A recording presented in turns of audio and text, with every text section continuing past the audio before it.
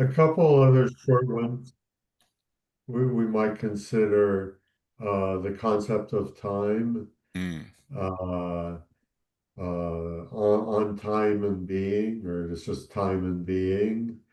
And one I quite like, what is that philosophy? hmm So those are all sort of single lecture uh, texts. Okay. I mean, I'll think about it. I mean, it'd be great if you guys send me emails of, or even just posts to Meetup of thoughts, recommendations. Um, I'll be inclined to go with something shorter that's from basic writings if we can. If it's outside that, but people can be expected to have it, it's fine. But when people need to get a new book, I realize many of us already have all of them, but not all of us do. I like to give people a little more time. Um, but then the other thing is just everyone's interest or lack thereof in doing mindfulness a little bit down the road, maybe even start of the year, something like that. Um, but so you can send me privately, or you can mention in your round robin if you'd be interested in that. Um, sorry, I should do a little intro. We're doing our second session on um, the origin of the work of art from basic writings. Should be finishing up this time. And right now we're just talking about things we might do next. Um, all right. Since we don't yet have a settled thing, not putting in the actual reading for next time, I would think that the time we would meet next time would probably be on um, either October 5th or October 19th. Do people have a preference? Uh, okay. If no one has a preference, I might go for 19th to just be a little bit easier for me. But uh, okay, and then do send me your thoughts and ideas about things to do next. Let's get a round of uh, do the readings, first reactions, etc. Pete, you want to start us off? Yeah, I did the reading. I hadn't read it for about 5 years and sort of remembered it wrong. I thought he got into the axis of earth and sky, but no, Mm-hmm. it's just the earth and world Yes. and how they participate together. Uh, I also thought he spent more time on art as the gathering, Mm-hmm. but it's just one sentence when he's talking about the temple Mm-hmm. and how it gathers people together. Um, but I still think of that when I think of what is how does art work? I still think of it. This later stuff on Uh, the fourfold you're thinking of? uh, well, with the thinking about the axis of Earth and heaven, Mm-hmm. yeah, Yeah. that's straight from the fourfold. I thought he broached it here, but really it's just the Earth Yep. showing up. The closest you get to that And having the sky is the storm above the temple in the image, right? yeah, and how it participates in uh, the I don't know, space of meaningfulness, Mm-hmm. where there's Dasein, there's the work of art, there's the earth, and they're all together there. At least that's the way I read it. Uh, in terms of stuff, I'm not quite sure where it fits in. It's the rift. Um, I'm not sure why we need the rift. Maybe I'll learn something today to clear that up for me. Uh, yeah, and I enjoyed it. I like the epilogues where he's going back over and saying, "Oh, well, I should have explained this differently" and stuff. Uh, but yeah, that's it for me for intro. So on riff, and we'll get to it more when we get to the discussion, but in a way, it's a pre-version of what becomes the Fisher in the contributions.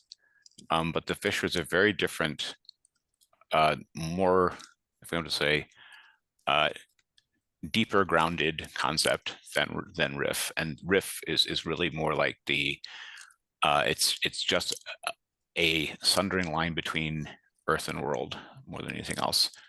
But And he's also playing on the idea that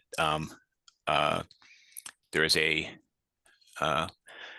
basic plan or sketch involved in it. So there's a connection also to the gestalt idea, which we'll try to bring out a little bit, because I think there's some things going on here in how he is explaining the work of art working, which later get transposed into how he sees some things in metaphysics working. And it's worth tracking that. But yeah, the rift also showed up briefly when we did what is called thinking. Okay. Fine thing to pay attention to. Dan, you want to go next? Sure. So I think it's the background against, like, reading this, I realize it's kind of like Heidegger is fighting against Hegel on one hand. There is that at the end where he says that Hegel stated that truth no longer needs art at all. So it's kind of art is irrelevant for truth. And it's this modern, like what Heidegger calls the end of metaphysics. And then there is the Nietzsche there in the background, like Nietzsche kind of brought back truth and art, but they kind of inverted, like truth is more of a joke and art is kind of there to keep truth in place and for whatever he wills to power. So it's kind of like this kind of background, and both of these backgrounds go with this notion of aesthetics and subject, and I found also interesting he talks there about how the Greeks kind of the form, the idea split from the things, and kind of truth, beauty stay associated with those things and move from idos to idea to representation to object and so on. And it's kind of we still see beauty there, but it's kind of we see the wrong way and in a strange way. Let's see. I really like this idea, like what Heidegger is saying here, that kind of being at some point has a new truth, and kind of like this truth wants to show itself to us humans, and kind of wants to. I think he used kind of, I forgot the verb, but it's kind of like the truth wants to appear, wants to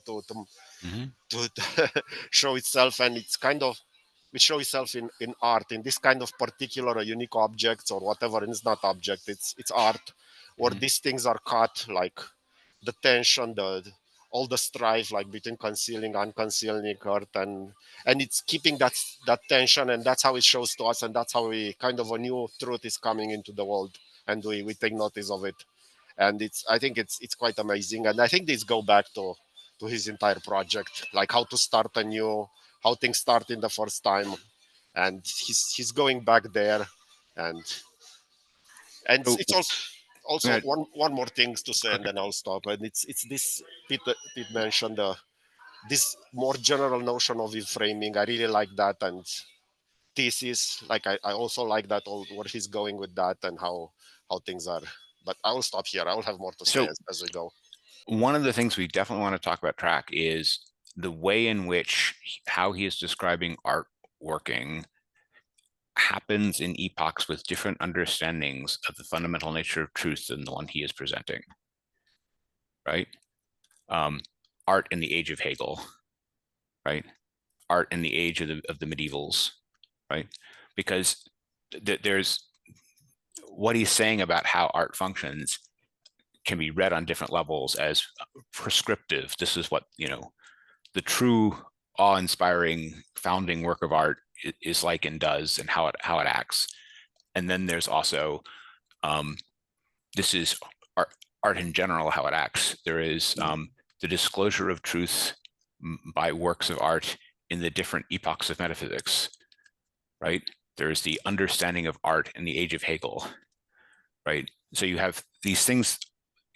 There's how art is actually functioning, so to speak, and there's the understanding of truth that is operating at that time, right? And then there's the understanding of art, separate, right? And those are different tracks. And one of the things that's interesting to me here is he often gives the impression that art always acts and works in the way that he describes unveiling of truth in general, his own way, right? But then that raises the question of how is that felt experience in the medieval world, for example, where you're living in an age of a metaphysics in which the focus is on the disclosure of the being of the created world as the creation, right? So he does later in the part we had, part we read, sketch out that there are these changing foundings from the Greek to the medieval to the early modern, and in each of them there's a change in the understanding of the sketch of how truth happens, that he is tracing to art, not just changes in thought or philosophy. But underneath all that, there's also kind of like this theory that art is always really operating in the way he's describing, right, as the true way that it operates, if you get me. So a way of putting it would be, how much does the way that art acts in the world change with different epochs of metaphysics? Or does it always have the same, stably same role in the economy of being, if you get me, in the history of being story? On your other things about the relation to Hegel, Nietzsche, I agree that those both going on here. We can definitely talk about, especially the part in the postscript about confrontation with Hegel and what Hegel means about art no longer being essential for truth, and he says it as a no longer, meaning Hegel is saying that it once was, but is not now. And then the truth beauty thing at the end of that, I think, is actually still disagreeing with Hegel, but in a way which is very close to just flat agreeing with Plato. So we'll look at that too. These are all good things to point to and ask about. Isabel, do you want to give your first reactions? Good afternoon, everybody. Yes, I'm so sorry I missed the other lessons. I was quite prepared because I did all the readings, but I had a lot of family events. I have a couple of observations for the last meeting, which I had written down. And of course, the first thing to note is that I have read this before a few years back, and I understood zilch, zero. I read it anyway. But this second time, thanks to you guys and the other readings that we have done together, I was able to understand a little more. Still, it is quite enigmatic, and there is something about it, though, that reminds me, as you know, I know little philosophy, and I come only from the background of French and Italian literature, and my two loves are Dante and Heidegger, as you know. Something that Dante said in one of his canzoni, which is a very long poem, didactic, symbolic, what have you. And he says in the envoy, which is what the poets do when they finish their poem and they send their poem to be read by others. He says something like, "My lovely, I know few will understand what you are saying. So heavily I have laden you with meaning, but at least let them say how lovely you are and how beautiful you are." And I find this exactly it is beautiful. This is, I think, one of the most beautiful essays I've read of Heidegger. Also, in reference to philosophy, again, with Dante's, I'm in that theme. What you were saying in your last lecture about Heil, and I know little of Aristotle only through Dante. And it seems to me that Dante was so perfectly Aristotelian that he uses this concept in Purgatory, where Statius, of all people, is the one who enlightens him on the question he is asking. Statius is the poet that writes about thieves, I believe.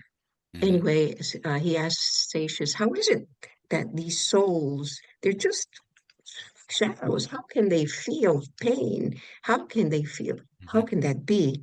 And Statius explains to him to remember his what he has studied, and he says that there is a pure potentiality Mhm. within the Mhm. body, and when the body sheds, it dies and sheds the corporal body, the soul remains with this pure potentiality. And I believe this is similar to what you were saying about Heil. So what the soul does is, as it grasps whatever it can to regain the body it has, and therefore it creates its own body again because of this movement of this because of this power of potentiality. He has a potential Mhm. and he grabs. So I think that's one reason. There are other ways which Aristotle is part of this. Mhm. And just going back to the first part, the question I would have asked at the beginning, or rather the observation I would have made, is when he talks about the temple and the god Mhm. not being there. And he says, uh, it is in the dignity and in the splendor that the God is present.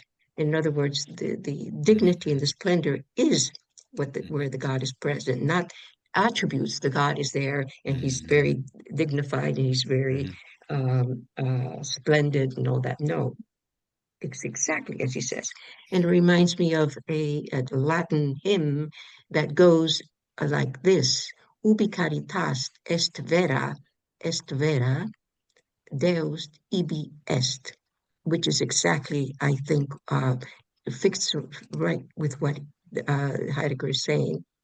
Without charity, if it is real, true, that's where God is. Not God is Mhm. there and he just has his Mhm. attributes of charity. That reminded me Mhm. of that. And when he talks about language, again, in the first meeting that you already had, and I Mhm. wasn't able to make, and he says, to be sure, the poet also works not, however, like ordinary speakers, also uses words, not like ordinary speakers and writers who have used them who has used them away, something, but rather in such a way that the word only now becomes and remains truly a word. Well, Mhm. Emily Mhm. Dickinson's popped up right like that. She just came up. And you know what she said? Mhm. She told me her poem. She said, a word is dead when it is said. Some say, I say, it just begins to live that day.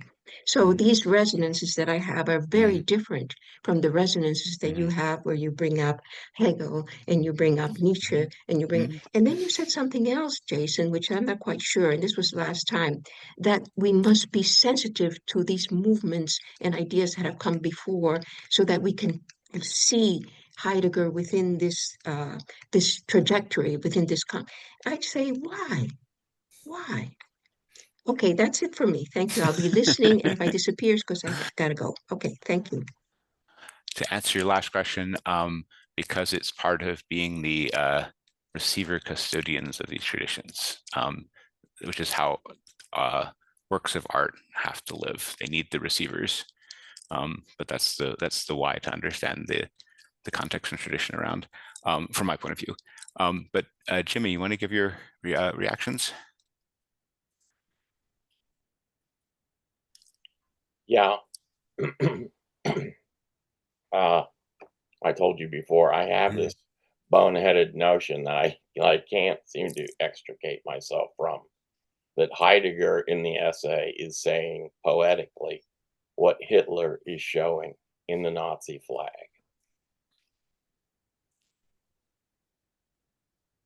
Another sentence, as they say. I'm sorry. Can you elaborate on what you mean by that? What do you think that the latter is? The latter. What do you think that is that? What is the point of commonality of the same? What is similar or same in what is being shown? Oh, thank you. What I'm seeing in it are the three colors in the flag as earth, world, and strife. strife being swastika, clearing the opening, which is the white disk, in the background of red earth.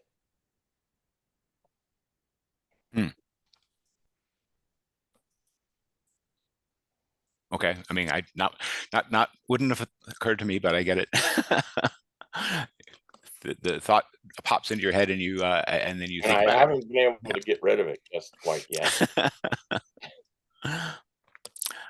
Okay. Do you have other things you want to say or talk about for the essay as a whole? I think that's probably really quite enough. Okay. Thanks. Josh?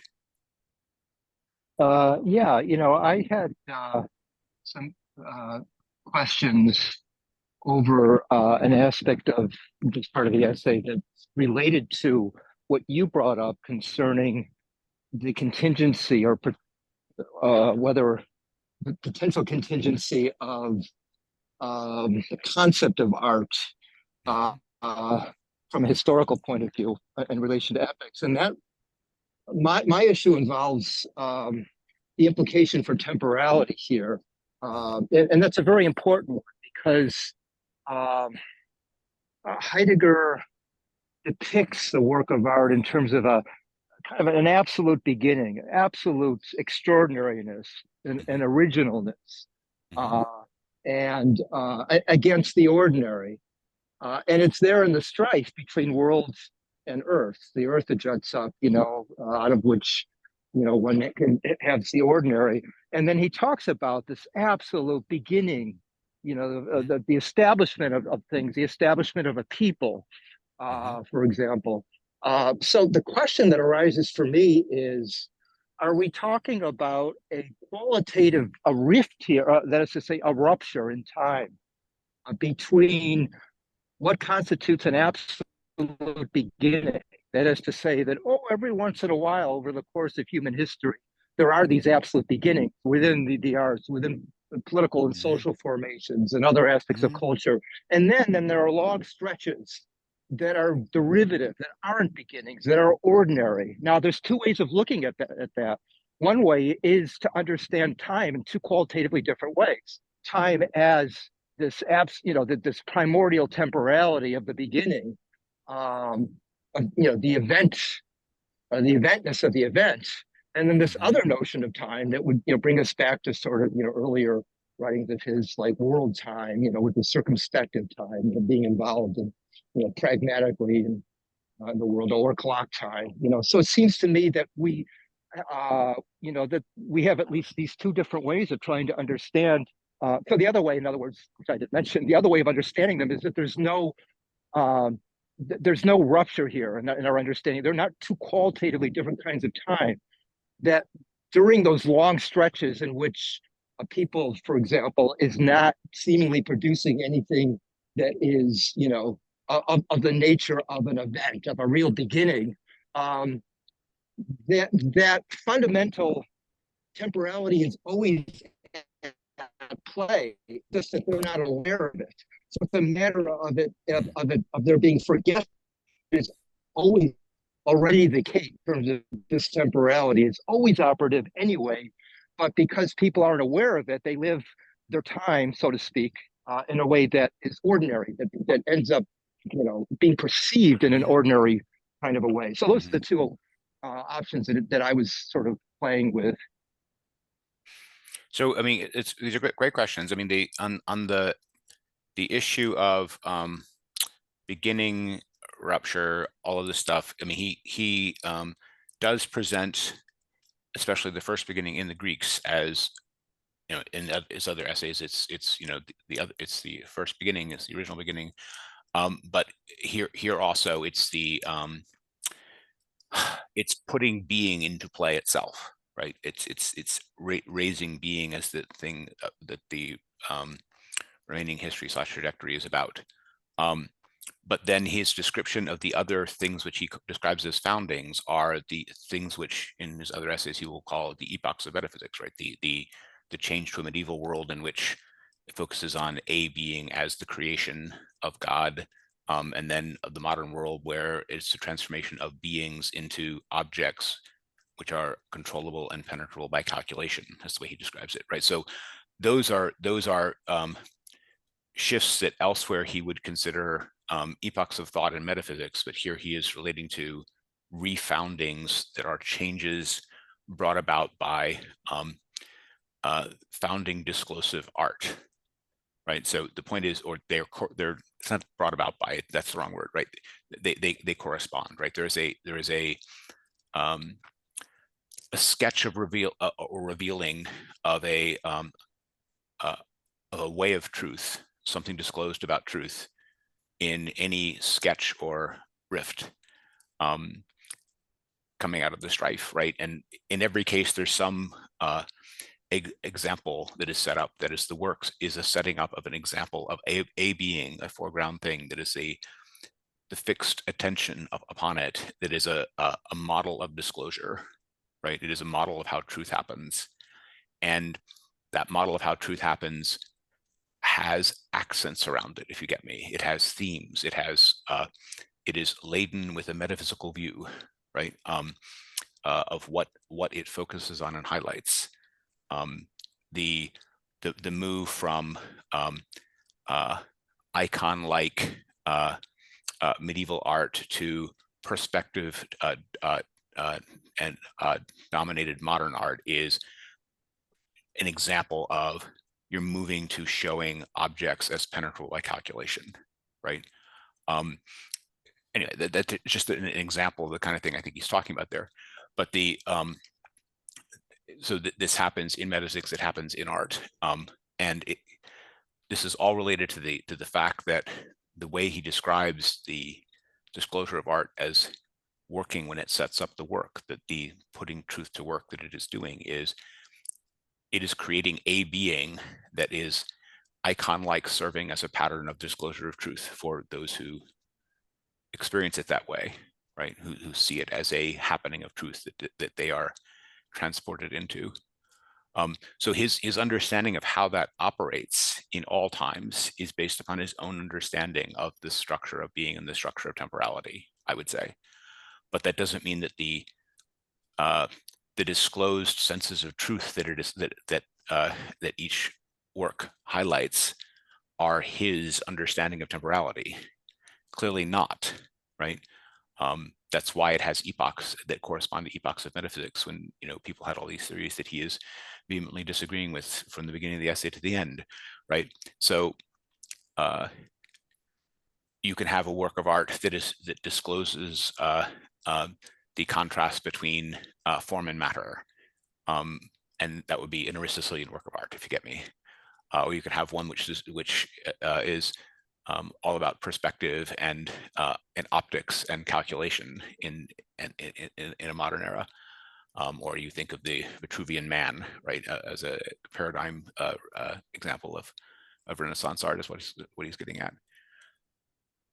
What am I getting at here? The point is that the lessons about truth conveyed by the work itself varies with the eras, but from Heidegger's point of view, the way in which that intersects with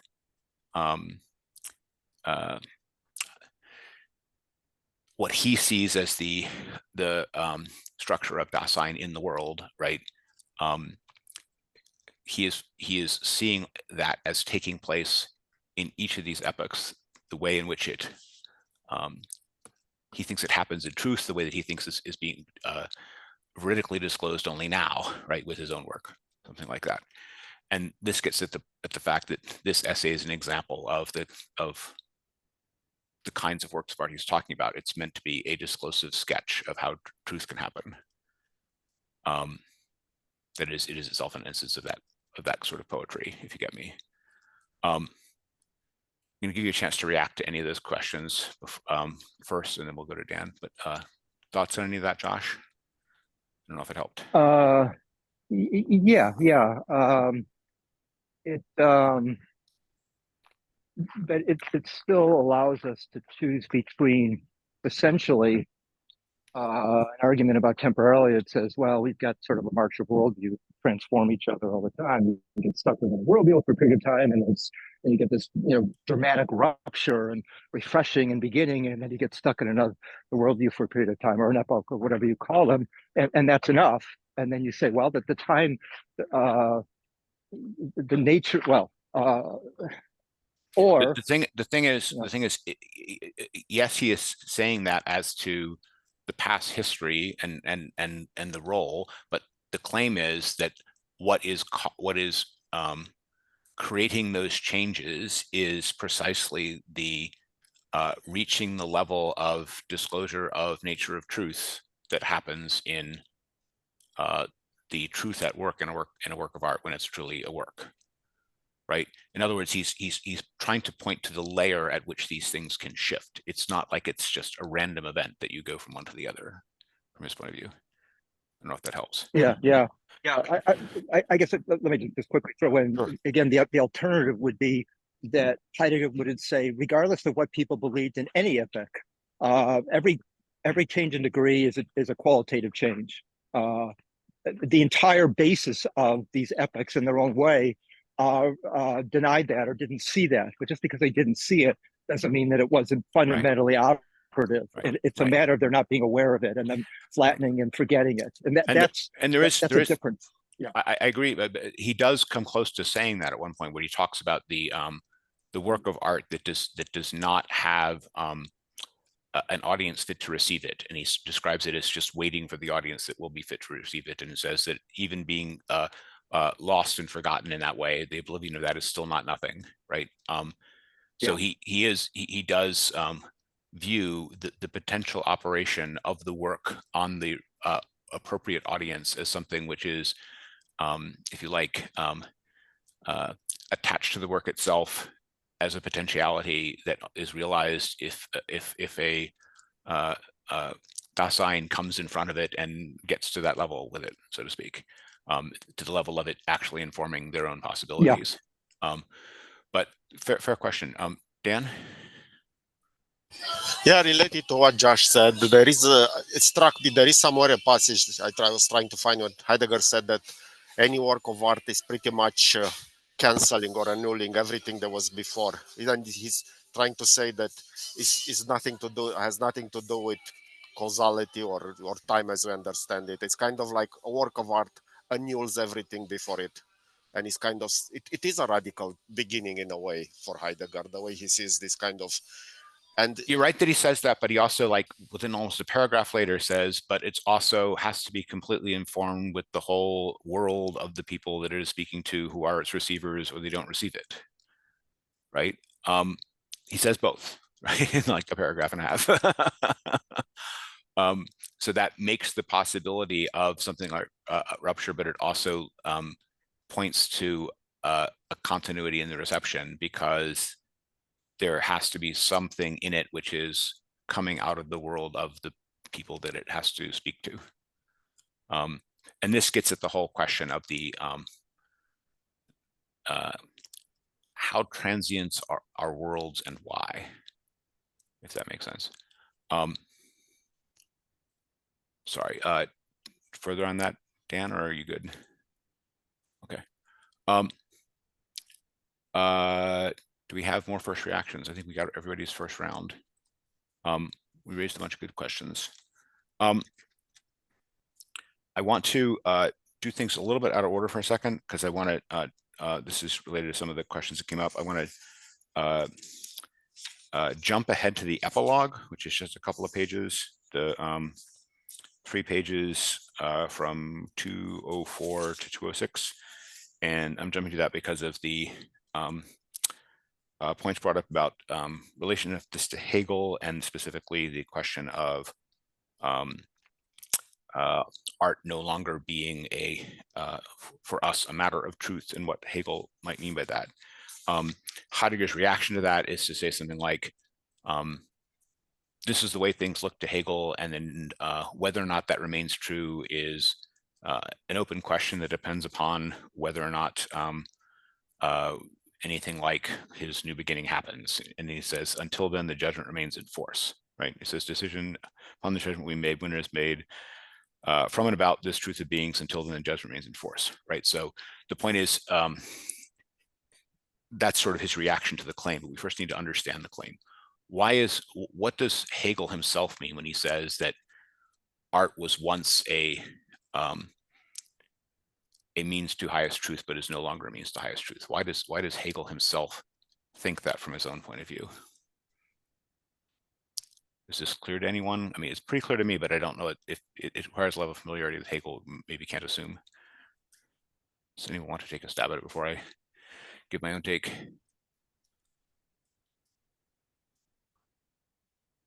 So when first of all, in cases where Hegel does think that truth is a source of being, he points to things like the Greeks, Antigone, right? Greek tragedy, right? It's one of the principal forms of spirit, right? And in the whole phenomenology of spirit, you go through these different history of the forms of spirit and its peaks or highlights. And there are various places along that way, notably in the Greeks, where the highest form of spirit is in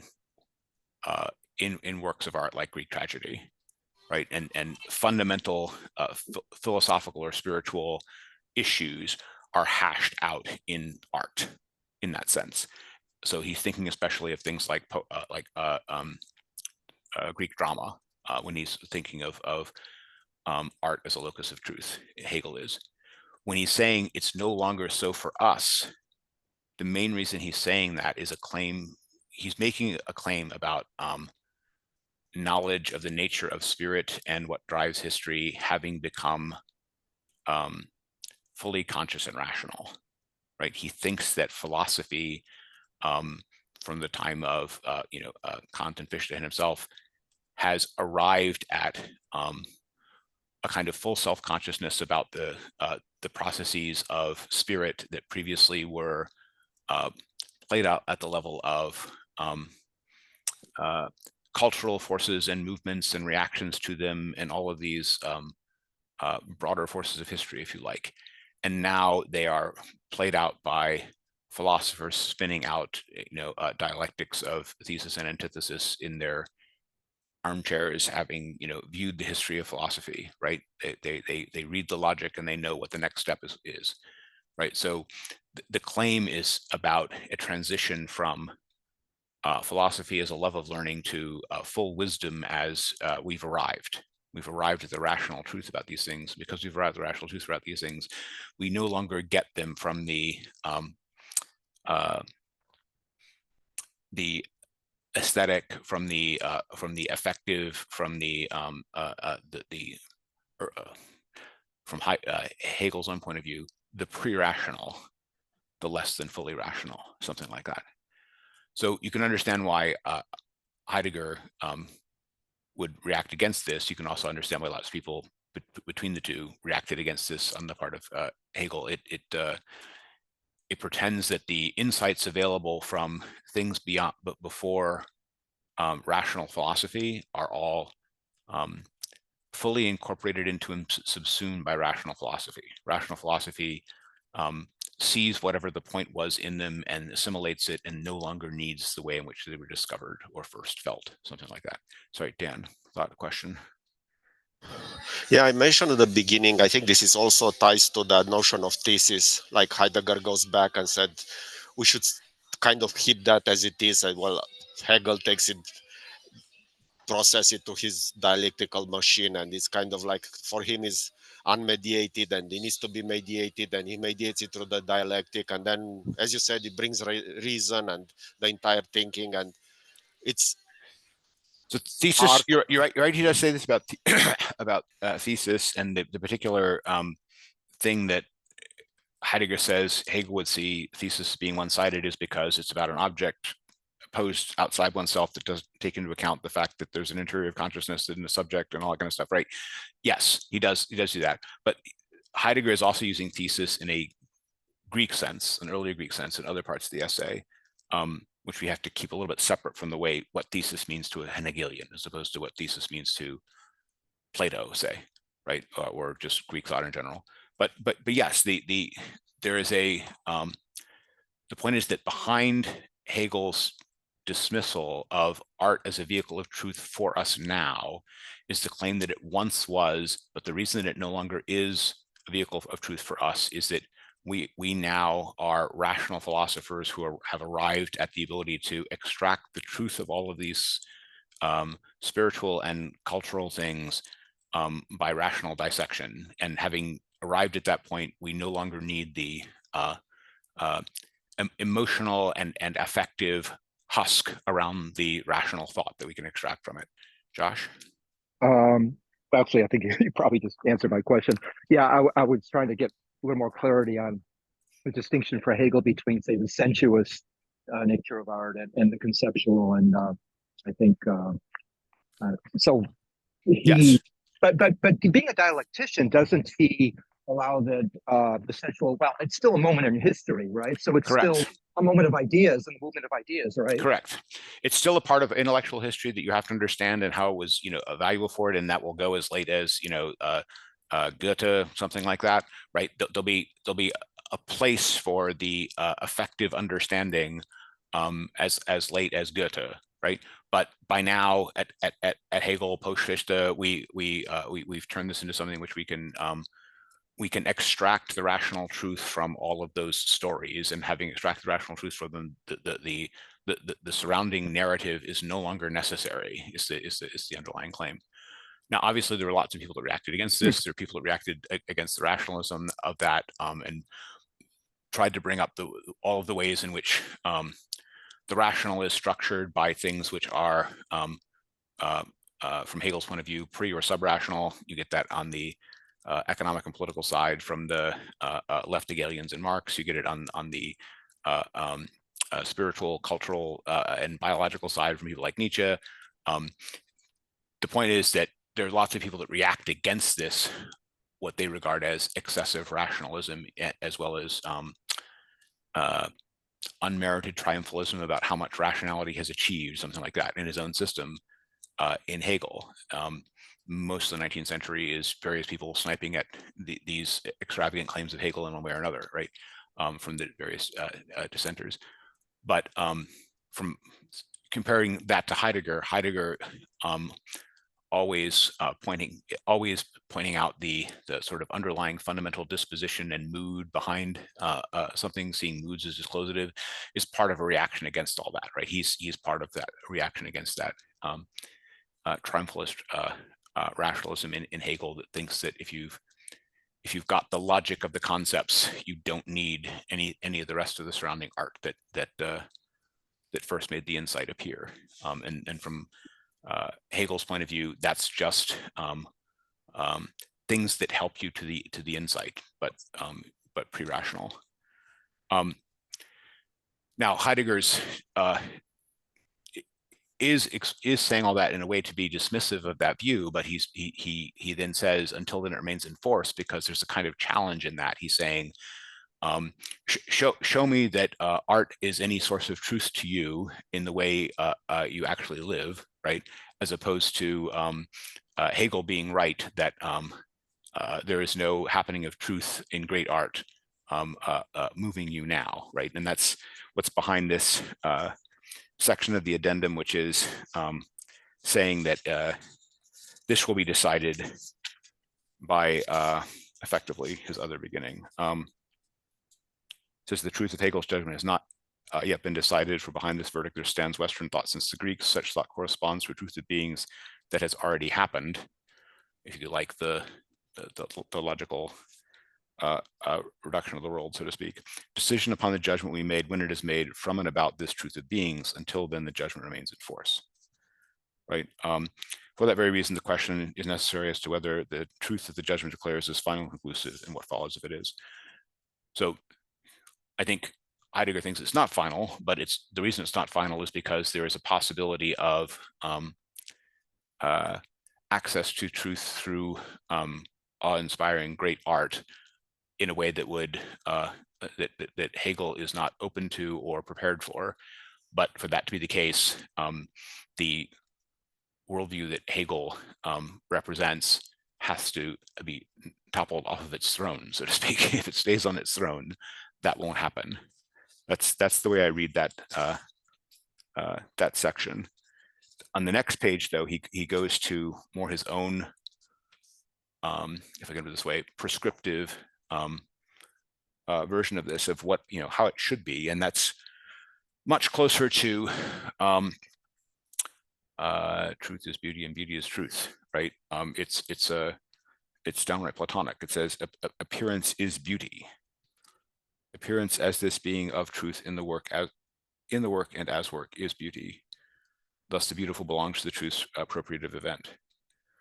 And then he says, not as pleasure for us, right? So there is a lining up of the concept of beauty with the concept of the truth that is disclosed in the work. That's there. In addition, back in the section, in the main section where he was talking about what do you do with the truth of a work of art if you actually understand it? And he says, if you understand in the way that I mean understand, you know what to do. What does that mean? This is a point about understanding. This is on page 192. He says, standing within preservation is a knowing, talking about the preservers, yet knowing does not consist of information, notions about something. He who truly knows beings knows what he wills to do in the midst of them. Why does he say that? The claim here is that knowing truth in this way, because it's based upon on understanding as projection, is knowing one's own possibilities. It's the truth being involved in one's own possibilities. The point is that knowing in this sense is also involved in anything the earlier philosophy would call value or good, right? It's not just information. It's where you're going, right? It's which possibilities you are casting yourself into, so to speak. And that means that you can read this as saying that the truth that is disclosed in the work of art is true, good, and beautiful, all three, right? It's the full Platonic trio.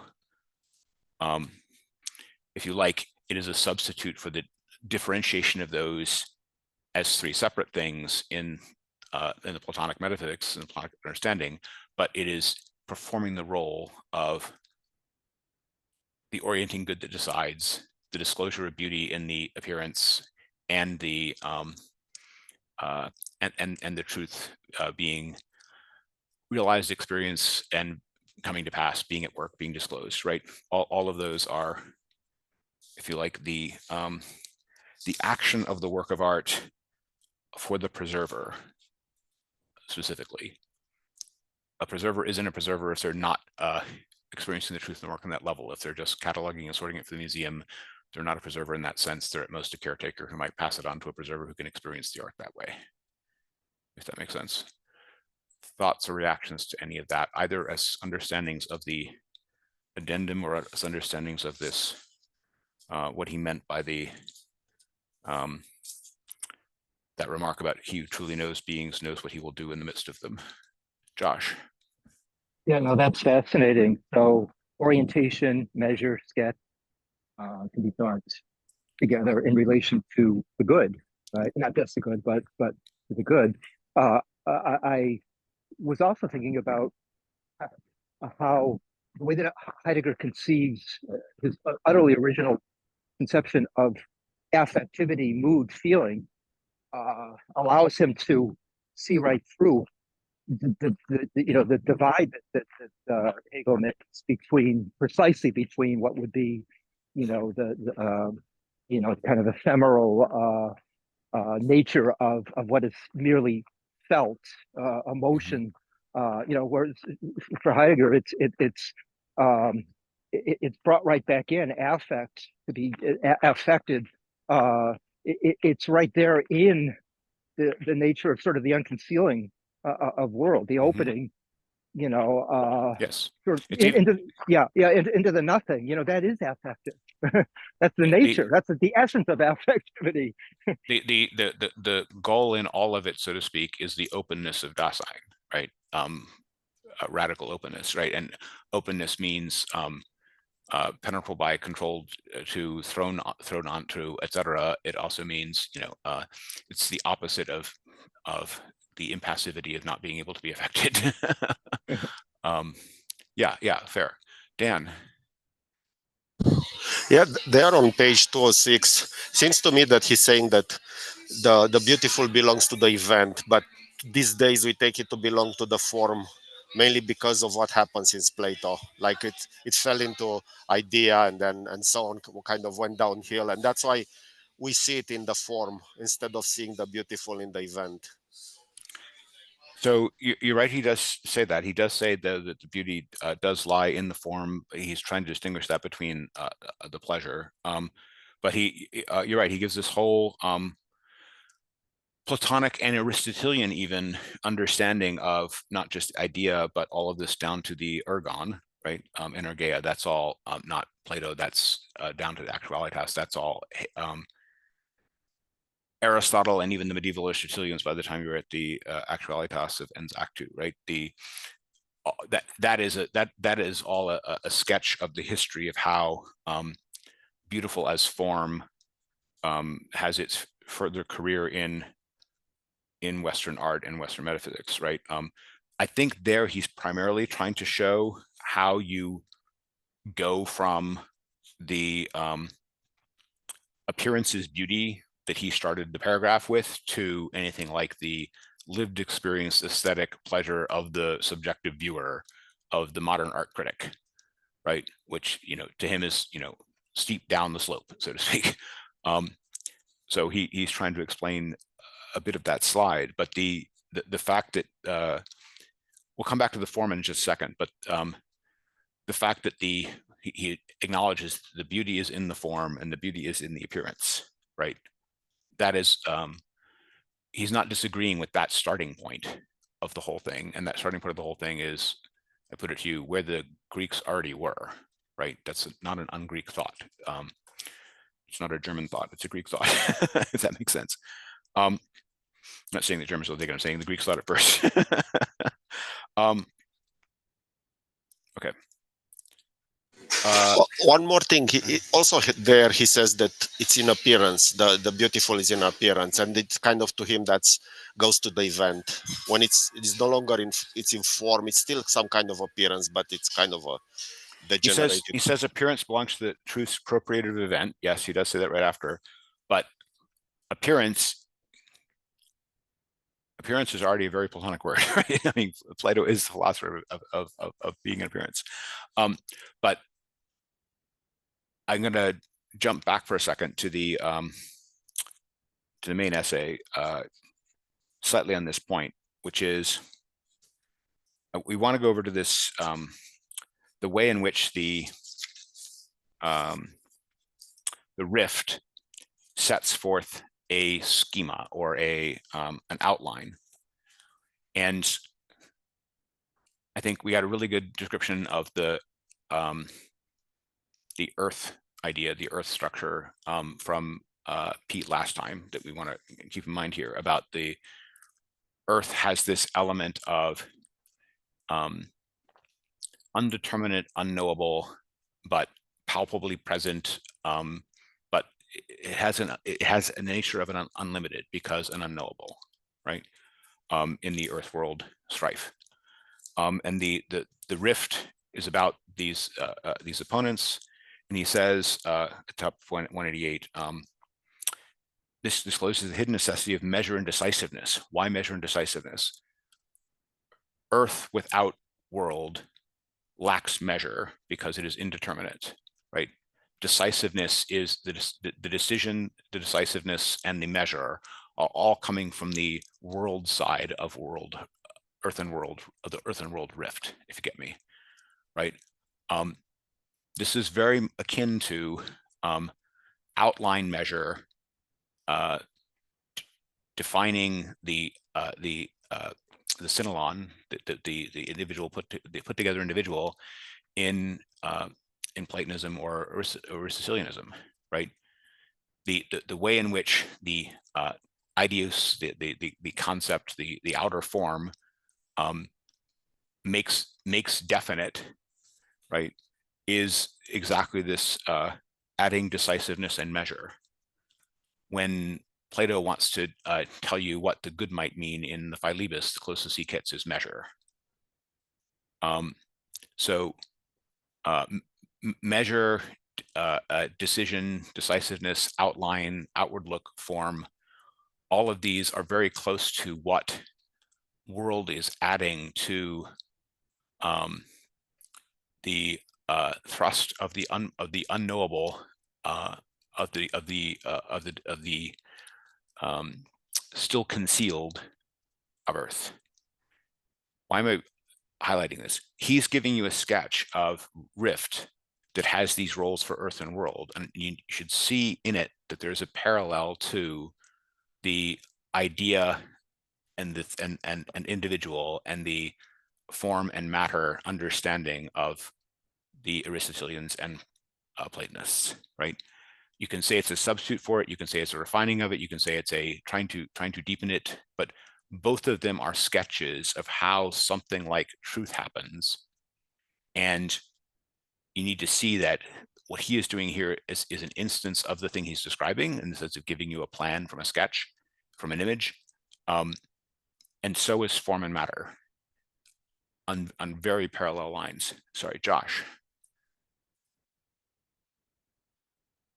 Yeah, I've been inclined to understand this rift between world and earth in terms of what had previously been described in terms of sort of world projection as sort of, kind of setting out, opening up, and, sort of coming from the nothing and opening up, making possible possibilities.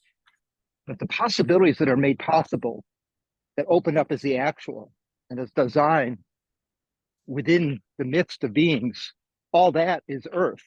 And the reason that the earth conceals is because it's the immanent part of the rift, and immanent to itself conceals it from possibilities. It's already immanent to itself.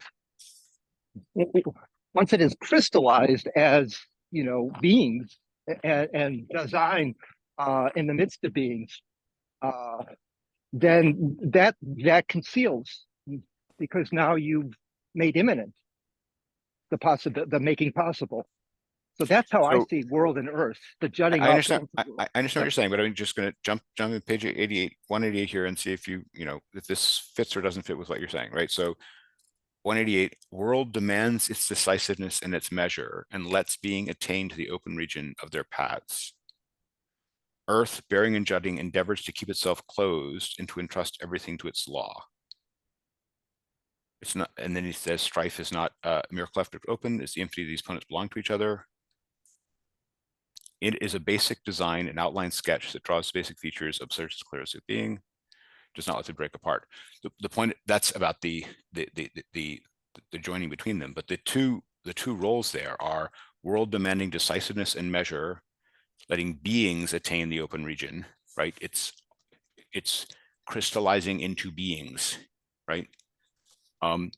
Which are in the open, experiential, meaningful, decided, measured, right? And whereas it is earth that endeavors to keep itself closed and entrust everything to its law of can never be fully disclosed, remaining a mystery, right? And it's the struggle or strife between them is what he's calling rift, but the world moment in that is all about the projected actual beings in the open, right? Josh. And look at the similarity between sort of jutting up into, which is just which is to me quite similar to previously how we talked about sort of binding and separating. That world projection separates. It separates design from what had been and opens up something new. And then in the same moment, essentially, design is bound to what is opened up, and I see that as what juts up. What is opened up is precisely the beings in the open region, and the earth is what cannot be captured in any such disclosure, right? It is the always still submerged behind the appearances. This is all related also to the there's a fundamental understanding of metaphysics that you get in other places in Heidegger, which is that the understanding of the beings obscuring noticing how being essentially occurs, right? The foreground making the horizon disappear, right? That same structure is involved here, right? The world structure is focused on the crystallization of measure and decisiveness, making concrete beings in the open, on which there is all the focus.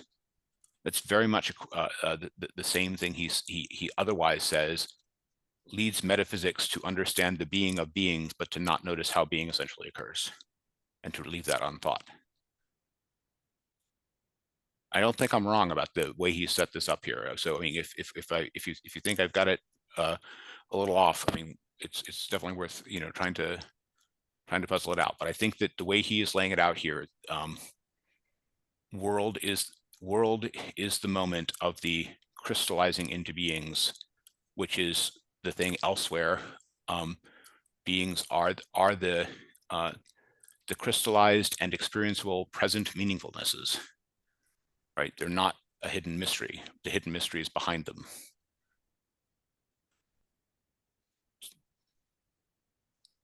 Comments or thoughts on that, or? I'm still It's okay. doing some more It's okay. research here, so I can see if I can get some more. It's fine. It's fine. Background into it. It's good to hash it out, and okay. So the reason this matters to me is he says that truth establishes itself in a being in this way, right? The point is that the work of art makes an actual being that is disclosive of the strife in this way. And it's disclosive of the strife in this way that yes, there's an element of, from its being made, and from that being made being about the strife, and therefore also about the concealed and about the earth part as well. But it's still a made being in the foreground with a sketch of the way that truth happens effectively embedded into it. And the reason that that matters is that when he talks later about how different works of art can found different epochs of metaphysics, he doesn't call them of metaphysics there, but they are, right? Different epochs. The way in which it's doing that is there are certain things that it is disclosing and others that it is not disclosing, right? You don't get the same disclosure from medieval art as from modern art, right? Or a Greek temple. Isabel?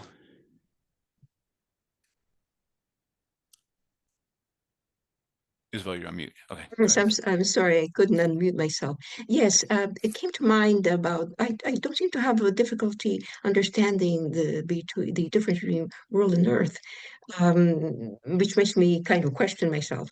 But here, can we not also mention the concept of boundary? That world creates a boundary, establishes boundary, whereas earth is totally non-confined, Yes. undecided, and Yes. unlimited. Yes, but that's also, to be Platonic about it, that's exactly the difference between form and absence of form, limit and absence of limit, right? This is the idea translated to an idiom that Heidegger thinks is more basic, more structurally true across, all of these things. But I'm pointing out that it has Platonic and Aristotelian precursors, right? They thought about the limited and the unlimited in exactly this way. Josh, is your hand up again? No. Okay, Dan? Yeah, I found this very interesting. Like Heidegger always said that with his ontological difference that we need to keep beings and being separated, and there is no way to move from beings to being. But here it is a way. When we see work of art, actually being show itself. Like we see being in Yes.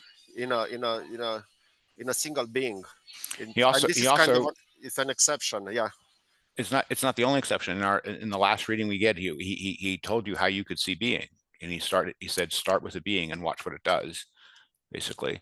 So it is, Heidegger has never denied that it is possible to pay attention to how being essentially occurs through beings, right? He's just claimed that the usual metaphysical past attempt to understand being was, instead of that, because it was not thinking of it as active, it was thinking of it as a concept, it was reifying it, was to take a bunch of beings and factor them, right? Look for a lowest common denominator, or think of it in set terms, right? As opposed to watching what it does. It's the difference between a logical conceptual understanding and a phenomenal experiential understanding at bottom, right? Which is why, from my point of view, and I don't think Heidegger would disagree with this, it is the shift to something like phenomenological method that makes it possible to see how being essentially occurs as being a problem that metaphysics has not yet addressed, right? Okay. But I want to highlight the fact that these rift sketches of disclosure of being and a particular being being made prominent and paradigmatic, and this is conveying a truth, and that truth includes lessons about what is the most essential nature of truth and what are the things to focus upon, and that having different epochs in it. This is, in all the rest of Heidegger, how metaphysics works, and here it's how art works, right? And you need to see that correspondence, right? How art works and how metaphysics works are linked, right? That's not a diss at art, right? If anything, it's an upgrading of metaphysics, right? That there's an element of metaphysics which is disclosive of some aspect of truth in this way. And Heidegger admits that even of technology, right? Enframing is a mode of revealing, right? So there's always some disclosive truth that Dasein inhabits, right? Okay. I'm pushing towards figure as gestalt, because gestalt comes in here as well, and people think of gestalt and framing as being only associated with the if I can put it this way, the Orwellian double plus bad ideas from Question Concerning Technology, right? They have all these negative reductive valences attached to him, but here that's not how it comes on the scene. The work of art sets the strife back into the figure, into the gestalt, right? And that is part of the truth's shining, he says. So part of the way in which the work as a single being is disclosive is precisely as gestalt and precisely as enframing. He's distinguishing that from equipment right away. The claim that the mode of being of equipment is never disclosive, I think is too strong here. I think he retracts it somewhat in Question Concerning Technology, and I think the Greeks would retract it. The Greek understanding of techne did think that the equipmental understanding of things was disclosive. Yes, it is, Heidegger is correct that in the ordinary interaction with equipment, it kind of disappears, but that's precisely something that one can shift away from and focus on as a philosopher or as an artist. You can bring it out, right? But the Greeks used the word techne to describe a mode of knowing that included know-how and working with things and the things that we would call equipmental, precisely because they did see there being something disclosive of truth in even the equipmental relations with things. Heidegger elsewhere says his objection to the form matter understanding that he finds derived from the Greeks, or deriving from the Greeks, is that it's based upon the productive comportment. The Greeks found the productive comportment disclosive, right? At the very end of the essay, he'll tell us all art is poetry. It is poesis. Poesis is Greek for making, right? So making, techne, and form matter are, I put it to you, ways Greeks understood some of this disclosive nature of being. Now, they may have focused on only certain things in that. They may have only seen certain things in that, but everything he's describing about how a work of art or a philosophical theory, or both of them together, can capture some and lose other aspects of the nature of truth are also clearly operating in the Greeks, and they're clearly operating in the form matter sketch. The form matter sketch is exactly one of these gestalt figures for how beings occur. Right? It's one that the Socratics, meaning Plato and Aristotle, both agreed upon. It was their gestalt, if that makes sense, their figure for what a being is, what a thing is. Reactions to any of that? Well, if mentality would be disclosive of being, then wouldn't one also have to say that staring at a present-hand object is also disclosive of being? Because it's not as if one can deny that, that what one is doing when one stares at a present-at-hand object does not belong to the sort of structure of being. It's just that it doesn't disclose it overtly because it hides and conceals. And in order to be disclosive, it would have to explicitly. So I've read the point here that simply stopping at the level of sort of the equipmental nature of something doesn't disclose the truth of being. It can't, because by definition, it's concealing that aspect of it by in explicitly focusing on something in its equipmentality, just as explicitly staring at something as a present at hand object conceals. So I agree with the latter, that it discloses only some most basic thing and therefore conceals almost everything. And I would even agree that someone who is merely dealing with items of equipment as equipment is not fully experiencing what they disclose. But a philosopher looking at the way techne involves know-how and equipment can easily do that, and so can an artist who is depicting a tool like the peasant's shoes, right? In other words, the Greeks did look at productive relations, techne, and know-how as ways in which truth occurs. And they had a whole metaphysics constructed around that understanding of both making and what things are and what truth is like. And those did focus on certain aspects of truth. And this isn't just a matter of whether or not the person dealing with the equipment in an everyday manner has those thoughts about it. It's whether or not the philosopher analyzing what is going on and why this is a form of techne does, or whether or not the artist depicting the peasant's shoes does. Does that make sense? Can this be an original event or happening? Because in order to be an event or a happening, it has to have that structure, the risk structure. And the risk structure I'm claiming that it does. I'm claiming that it does. I'm claiming that it is exactly setting back into place the truth that they find disclosed into a figure, and that figure is capturing only some aspects of the truth disclosure, but it is capturing those aspects. The form matter figure is a sketch of exactly the kind that he is describing here, as in more general terms, right? I can take everything that Aristotle sees in the nature of an individual being as compositive form and matter, and I can see it as an instance of this figure he's describing on pages 188 and 189. Yeah, I guess I was just saying that there is no event without unity, and there is no unity if there is only an experience of some aspects. Some aspects is not the whole, it's not unity, and therefore it's not the event, as Heidegger means it. That would be my argument.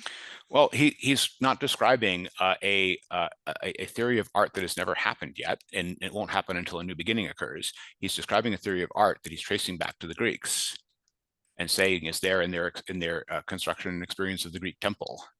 So it's clearly something that the Greeks already experienced. So it didn't have to be so purely the event as he understands it, because before him there wasn't anybody doing that, right? So we have to be very careful with the superlatives here, right? For this to be a theory of how art functions, it has to apply to all the instances that are not full Heideggerians yet, because nobody is. Yeah. Yeah, right. Well, yeah, okay, according to that distinction you're making, right, if you're saying that here he's not talking about, the sort of what he thinks is, it should be the fundamental understanding of the working of art, then yes, I would agree that. I think he thinks he's trying to make more fully conscious something which they were only partially conscious of. That's what we're fully aware of. But he does think that same process he's describing of this struggle, of this strife with these elements, he does think that structure is underlying how they thought about these things too.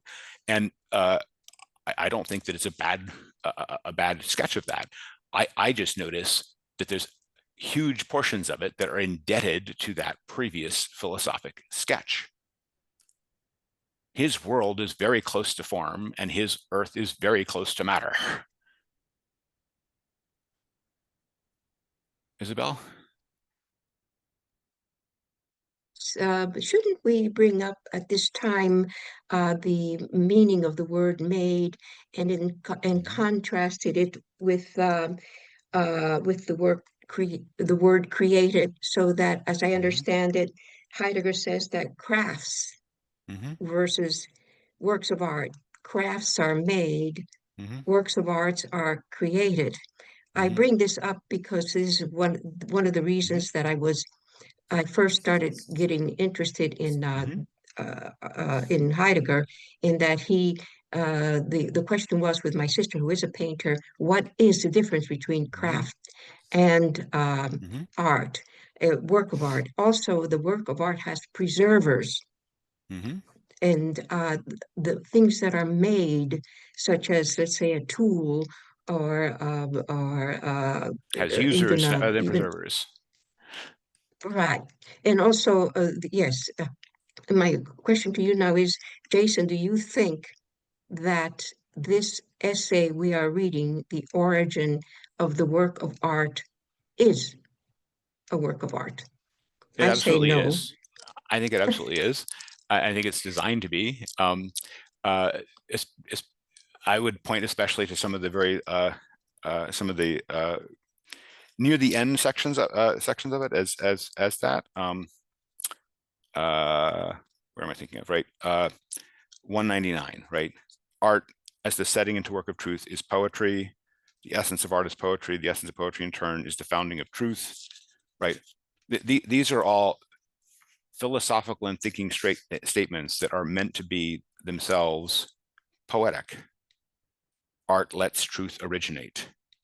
Right.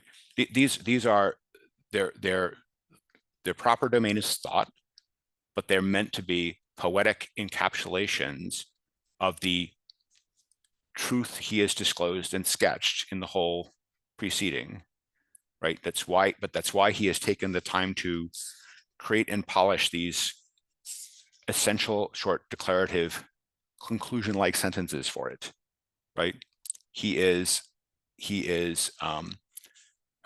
trying to craft something which can function as that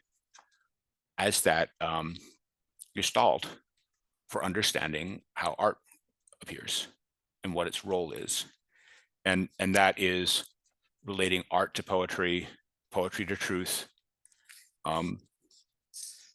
And I find him doing similar things in other places in his writings, where he says things like that the essence of truth is freedom, but freedom is not a property of man. Those sorts of things, right?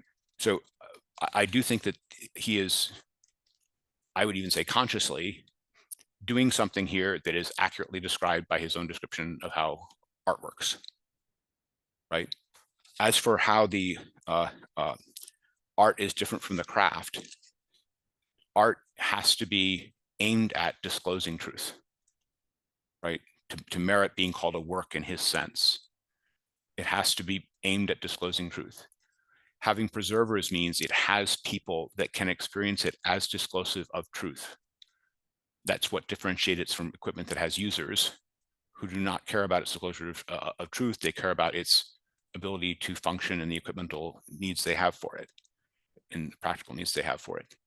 So the peasant needs the shoes to keep her feet safe in the field, but Van Gogh needs the work to disclose what the shoes tell us about the peasant's life and equipmentality or whatever.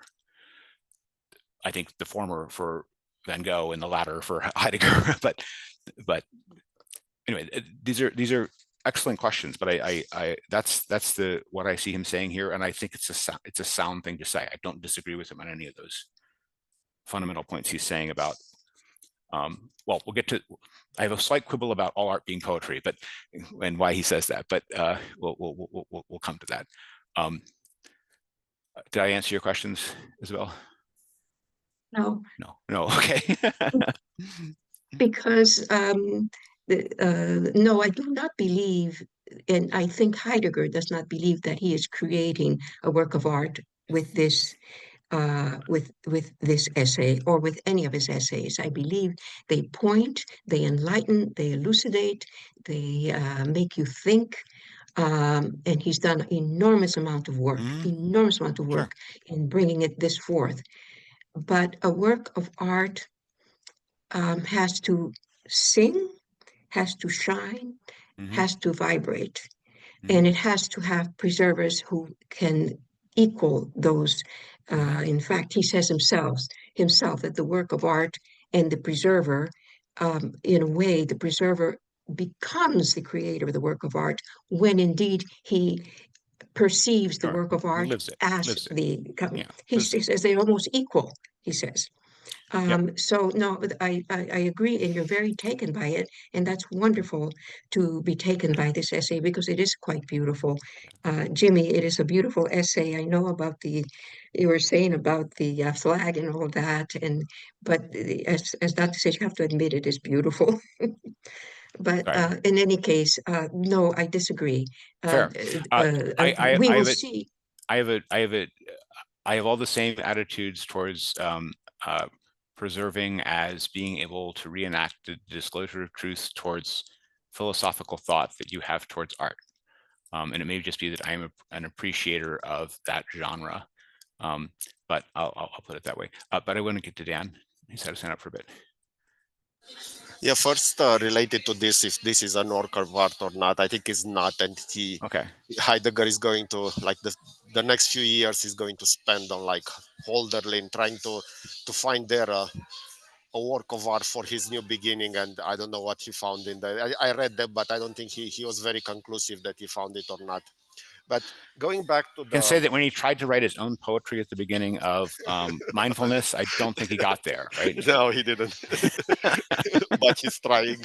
But the point is he's going into Hölderlin for a few years after this, and he's going to stay there and try to find what maybe a work of art should be for, and he's going to do that after the war. He's going to meet with poets and try to meet all kind of artists and try to find the work of art, and he didn't find it eventually, but he didn't find it at all.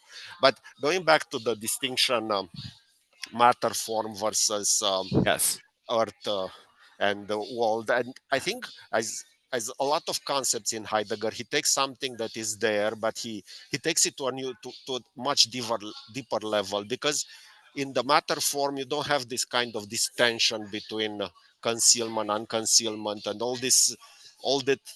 Like he says at some point, when you look from I think from matter form, there is nothing there. There is non-being, what he sees as being, and I think I think that's partly just the fact that it's so worn that we don't feel the initial disclosive and poetic power in the concepts. If you go back to the actual, I'm thinking of some of the Neoplatonists, some of the Gnostics influenced by Neoplatonists, they'll get incredibly poetic about matter and form, right? And they will, anyway, it's just, the freshness versus the wornness of a concept has an enormous effect here, right?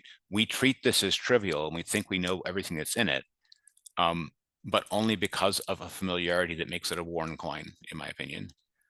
I think he says at the beginning of this that this is kind of you can explain everything with that, and actually you don't explain anything with matter form anymore. It's worn. Probably that's the issue. He's trying to put some spin on it. It is worn, right? I do not see that as great a mark against it as he may. I put it to you that there is, you could take, if you had enough people run over the ground of it long enough, you could do the same thing to world and earth. I'm not suggesting you do, but it's a sketch, right? The fourfold is a sketch, right? A DOS sign in the open is a sketch, right? And each of them is disclosive of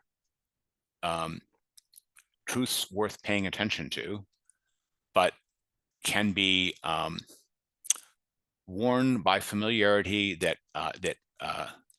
reiterates without reenacting to the point of seeming meaningless or empty. But I think that that's a matter of not going into the thought oneself. It's a matter of the failure on the part of the preservers, if you get me. But also, just to say this, like matter and form, according to Heidegger, we get it from the instruments, and instruments is something that we create in the first place. So kind of we discover what we already put there, and then once we take this scheme from the instruments, matter, form, and start to apply it to the rest of the beings, it's kind of failing, because this distinction has nothing beyond the one that we already started with when we created instruments and put some matter to some form to some matter purposely. What's humans. matter? Well, yeah, what's matter? Yeah, I know we go back to Earth, but it's.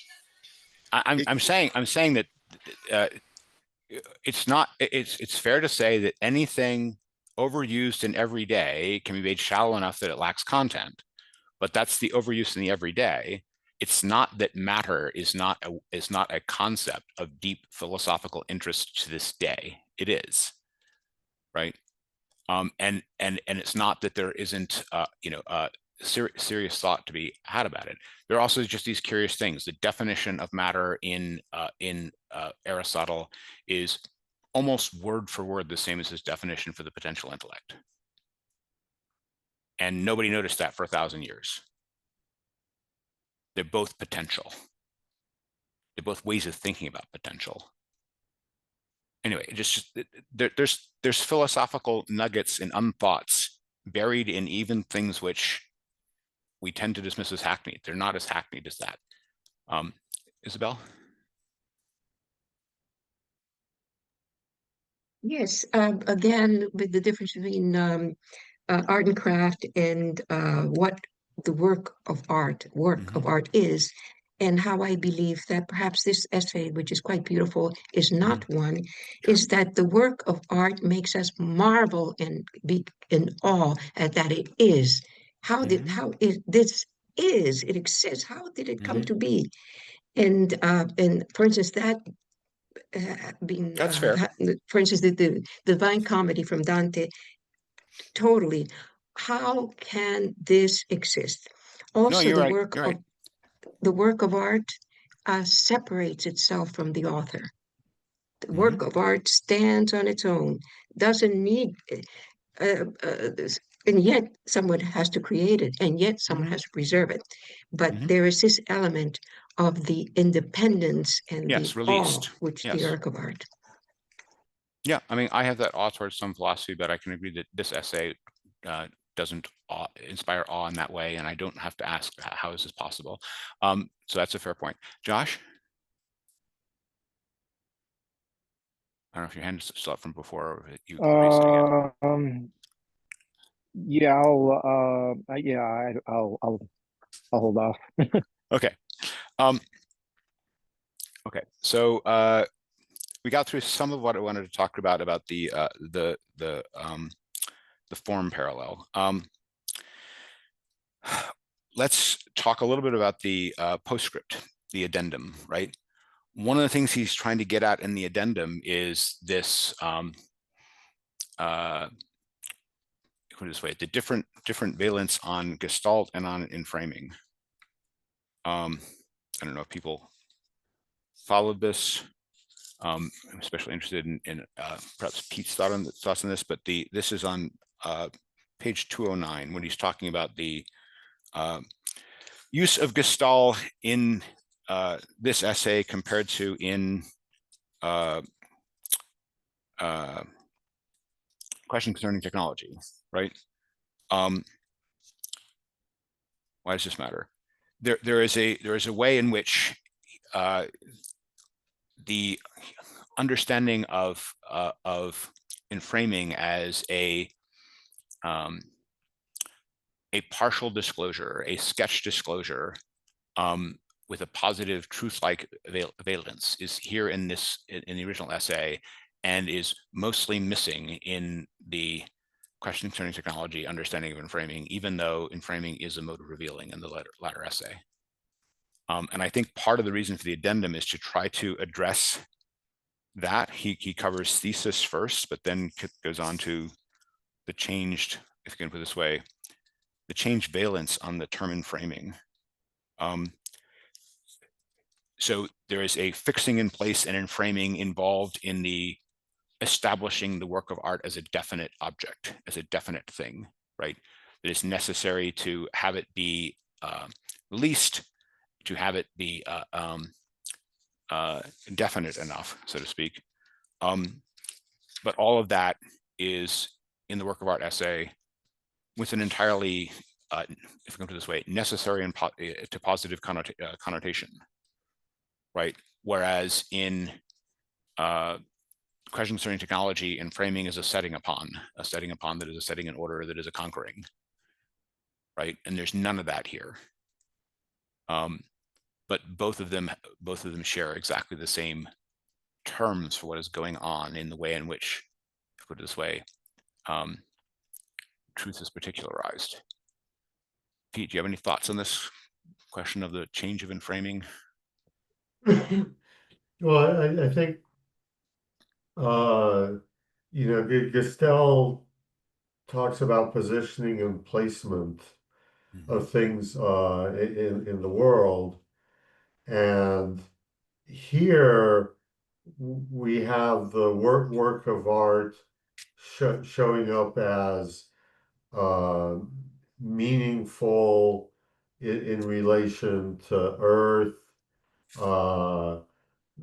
the artist creator, the preservers,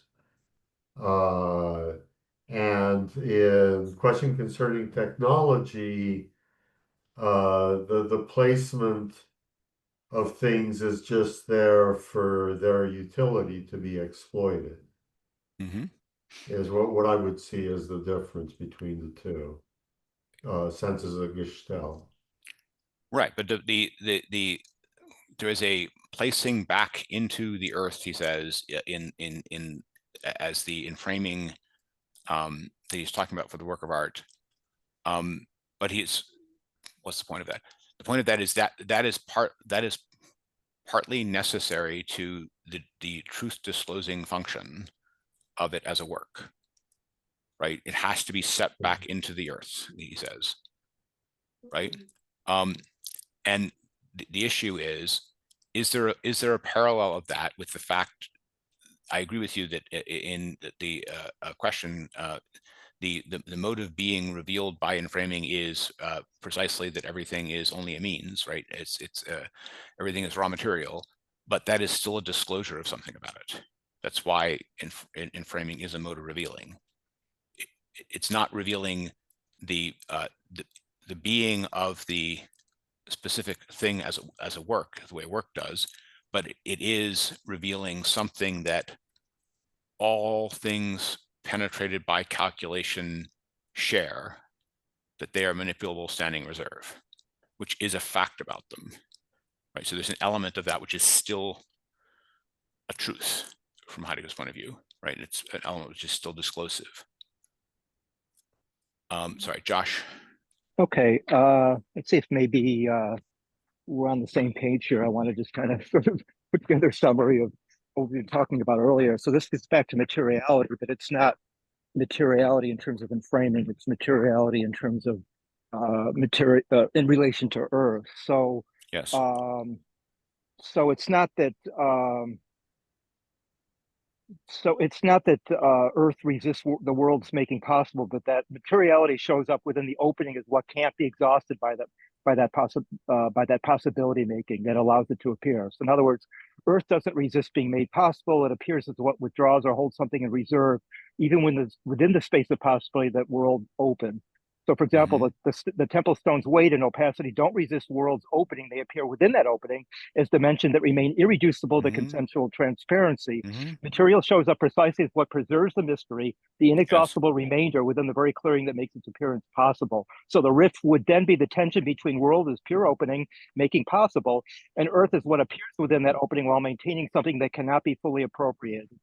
Does that? Okay, good. I entirely agree with all that, but the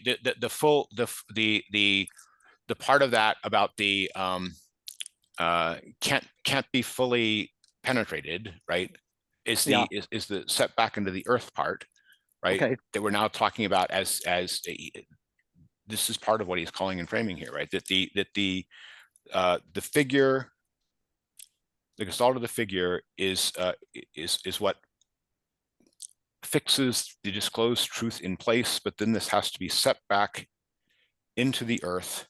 The strife and the rift must be set back into the earth. The earth itself must be set forth and put to use as self-secluding. In other words, the self-secluding nature of earth has to also be revealed in the and the rift between them revealed in the work of art. But it's the form that does the truth revealing, and it's the setting back into the earth, which is the enframing, that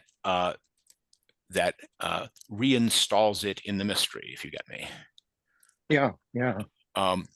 So, but the thing which is striking to me there is that that's a it's an extremely positive use of enframing as something which is setting back in or installing within the mystery, right? That notion of that positive notion of framing is not at all what we'll get in later Heidegger. Yeah, absolutely. So, Dan?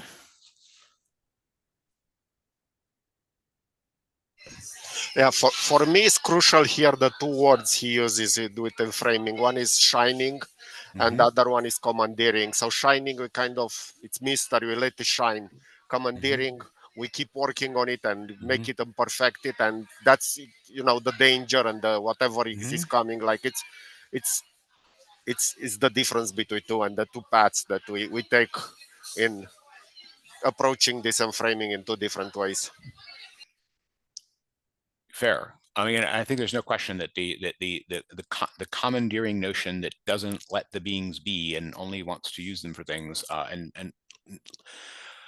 avoids their truthiness, so to speak, avoids the truthiness of their shining, is the part which he finds most directly disturbing in what technology reveals. Okay. I want to talk a little bit about a relation of disclosure and obscuring here.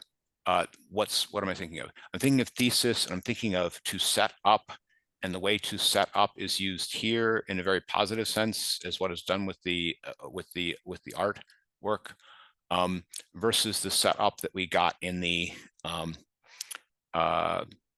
that was the Roman conquering thing in the other essay we read relatively recently. There is a very similar structure of act of the thesis of the being set up in a way which is an exemplary, commanding, and disclosing here that is almost entirely parallel to what was the obscuring the event of being with the foreground being as a Roman imperial thing in the essay we read before, right? Did anyone else notice this parallel? Setting up. The setting up has a, which is spoken about here in almost Nietzschean terms, has a very entirely positive connotation here, right?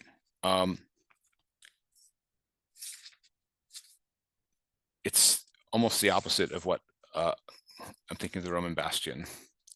Remember the Roman bastion that obscures Aletheia, because Aletheia is buried in its lower levels, which was set up as imperial and obscured the older truth. Right. First of all, truth is always going to be obscured because it's about resting from unconcealment. So it's par for the course that truths, past or otherwise, are found in their natural state concealed, if you get me. But the what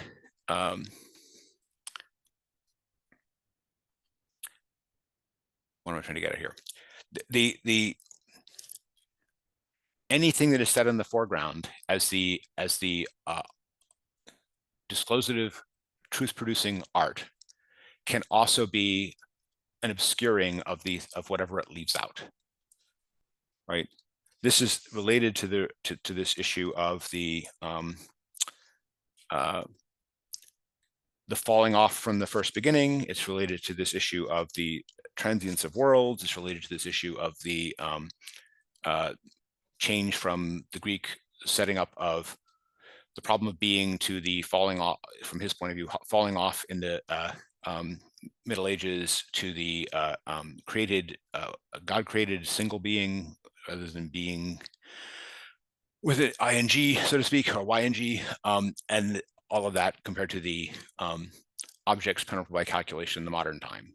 Each of those is an obscuring of a previous layer, right? But still also a disclosure. What am I trying to get at here? Truthiness alone is not enough, right? You want something which is on the track to more original disclosure, if you get me, deeper understanding.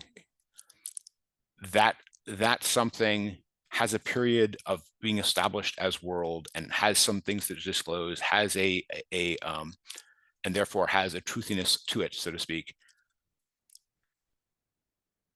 I'm not going to say that's always going to be there, but in all the history we're considering, it's always there, right? I have no idea if anyone's tracking why I'm concerned about this.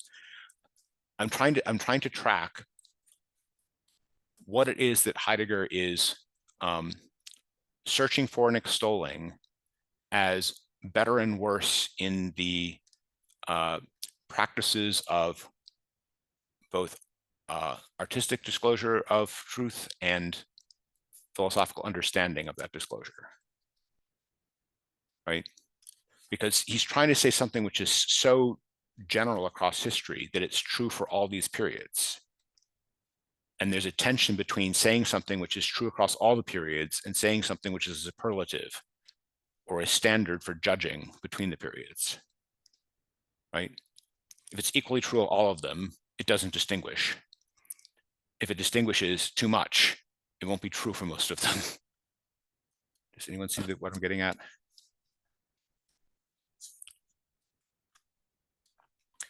Well, he wants to get away from what Husserl did, was to sort of, understand history in a way that begins from a historical grounding. And whenever you make a distinction between the proper and the improper, or the authentic and the inauthentic, then you run the risk of, founding a history on something trans-historical or ahistorical, as a projector.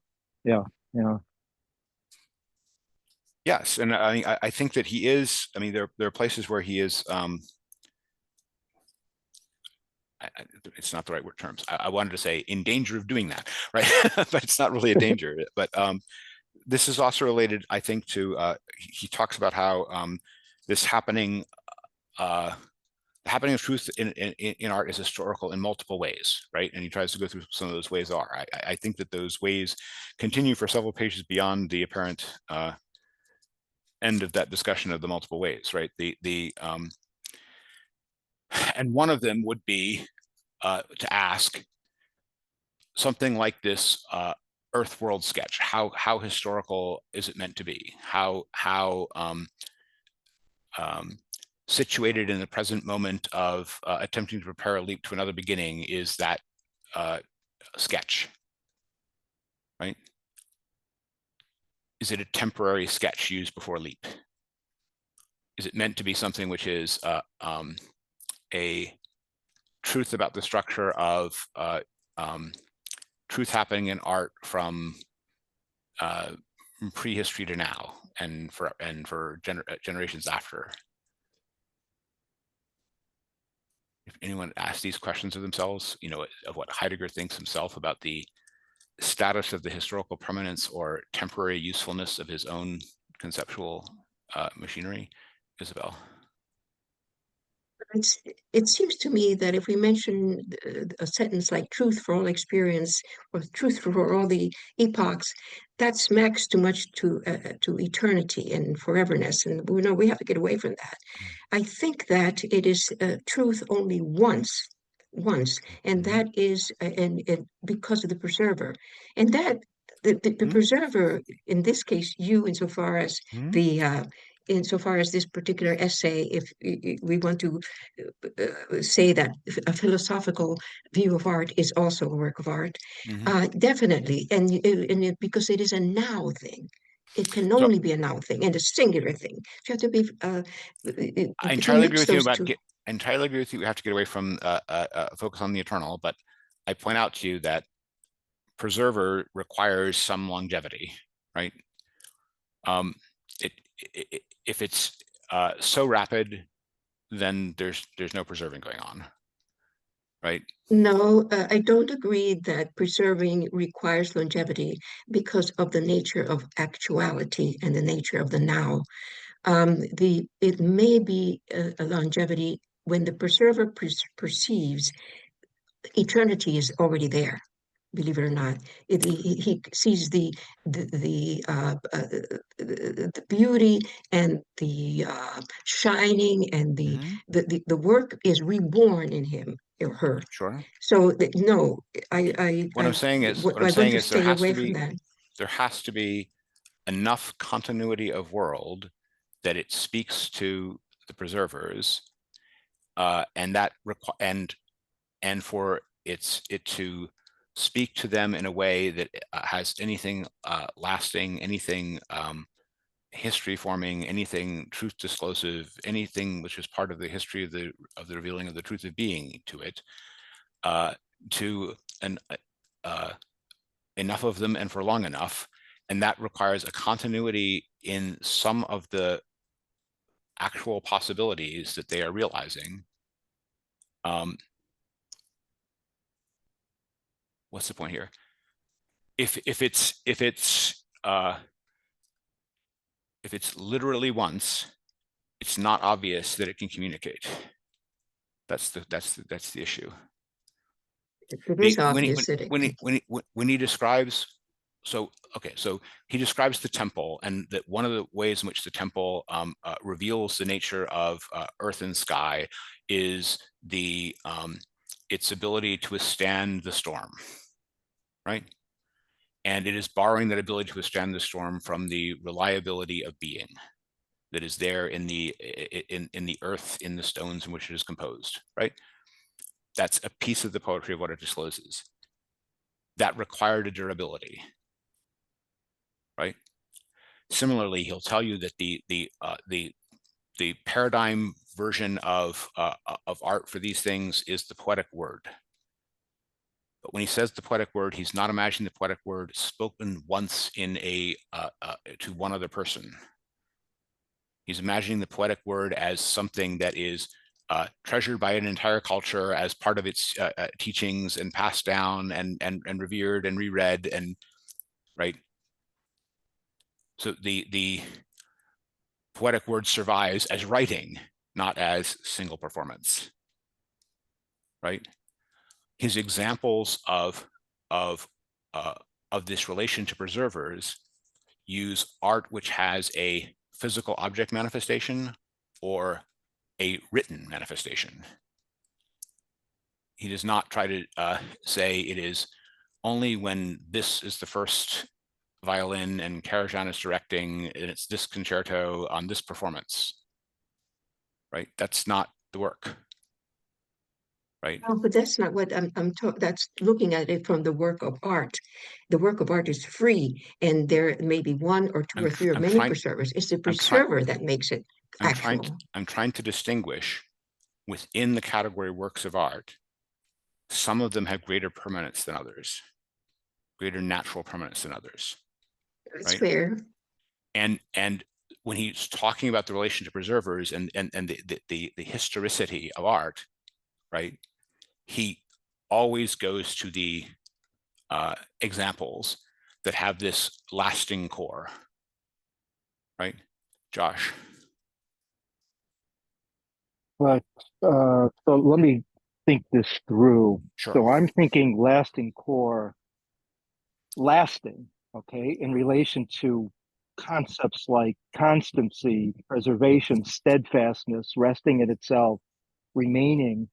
Yes. So and there, even setting into and being a sketch that is, yes, keep going.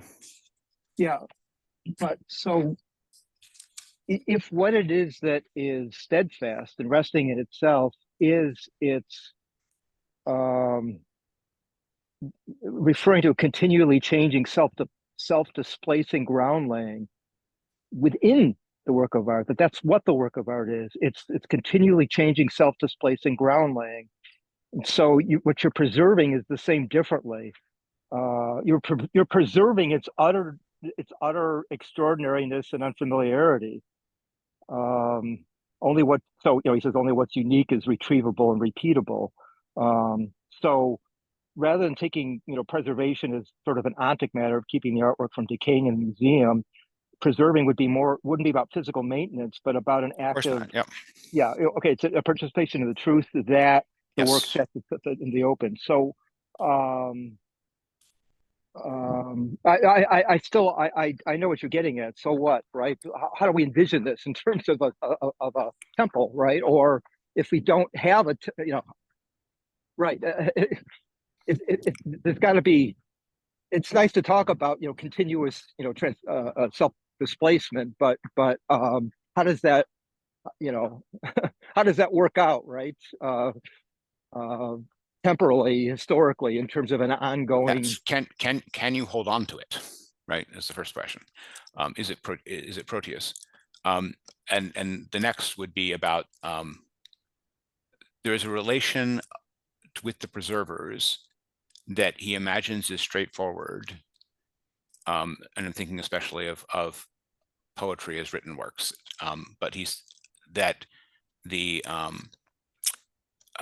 sense of awe that is there and that is that makes it the disclosive work that it is going to find its awestruck preserving audience that can reenact its shining, its beauty, right? And that is what's going to give it its future forming actuality, right?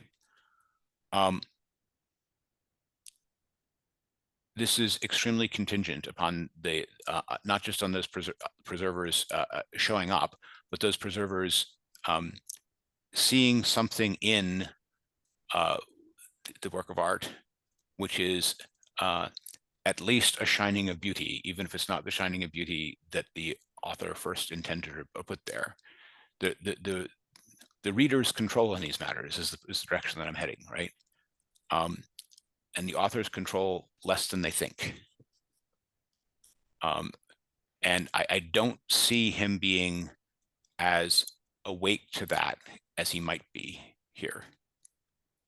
I don't know if this is tracking, but you're relying on Van Gogh's talent to carry us through to this the steadfastness of the extraordinary preservation of the opening, and enough continuity that the viewers of the painting are going to see in the shoes the aching feet of the peasant, right? When they may never have experienced a peasant in their life. He knows that it's not gone through 2,000 years of the first beginning, and in 2,000 years, there wasn't this leap that was made.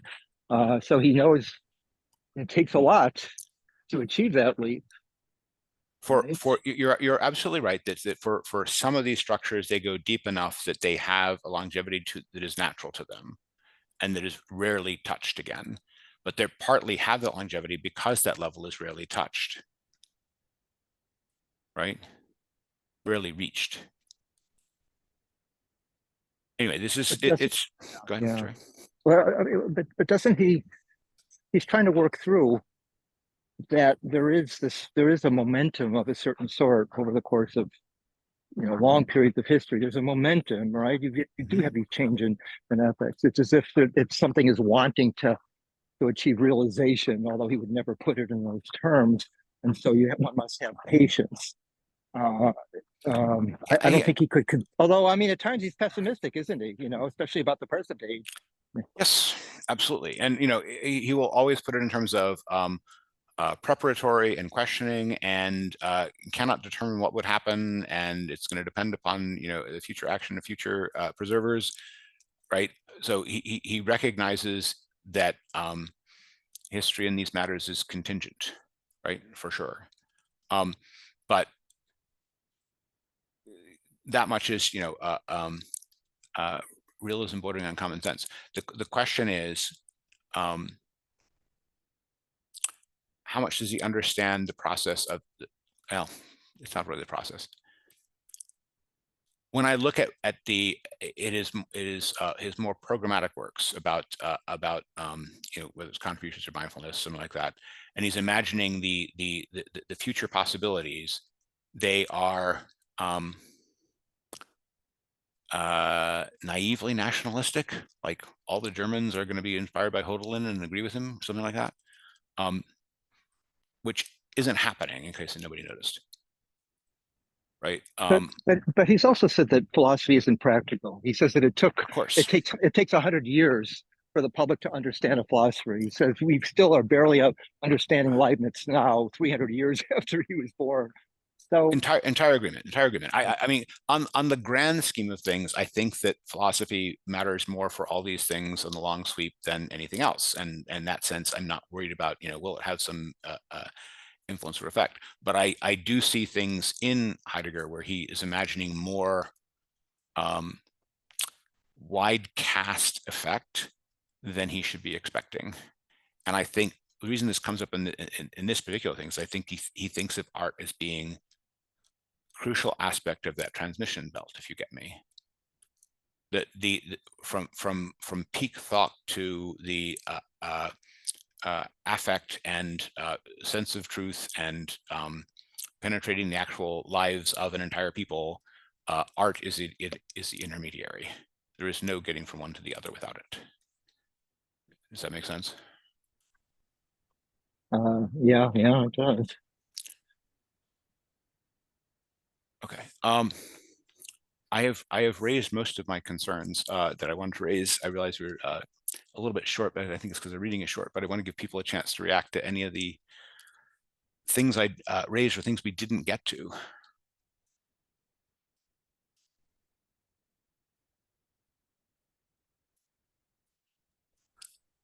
All right. If not, then I want to close with something on poiesis, thesis and poiesis.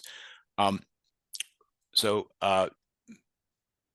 he's making the case at the end that that poetry is the paradigm art, right? It's the art which is the most formative for whole cultures of the preservers, if you get me. And that's because of the role of language as the original disclosure of meaning of being, something like that. I think that that's fair. I think that a lot of the examples he has had in the essay up to now have been, not directly on that point. He hasn't been talking fundamentally about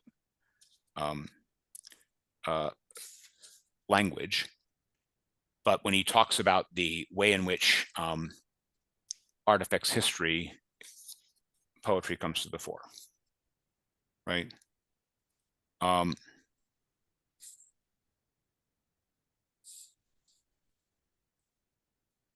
This is 201. This is related to some of the points that Josh raised earlier. History either begins or starts over again, but this is especially from the poetic. We had that on the 2 previous pages. the setting into work of truth is poetry, and poetry is the essence of art. And it is because that is what is founding, right? So the idea here of founding as the bestowing meaning on a culture or an epoch or both is the role I see him giving to poetry here. And what obviously it is only the greatest poetry that has anything like this effect, right? We're not, it's not the typical lyric poet that has this kind of effect. He may hope for it from Hölderlin, but it may be a hope against the odds. The poets that have this kind of effect are the Dantes and the Shakespeares, not the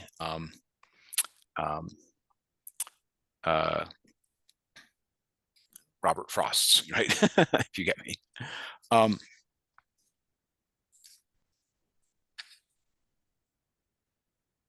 Okay, but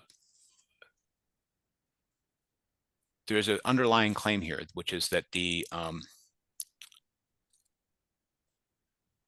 truth that art is about disclosing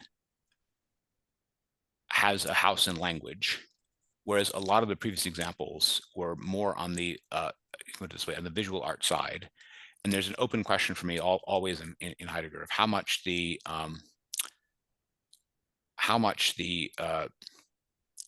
truths of being are capturable in language versus have a component which is not capturable in language.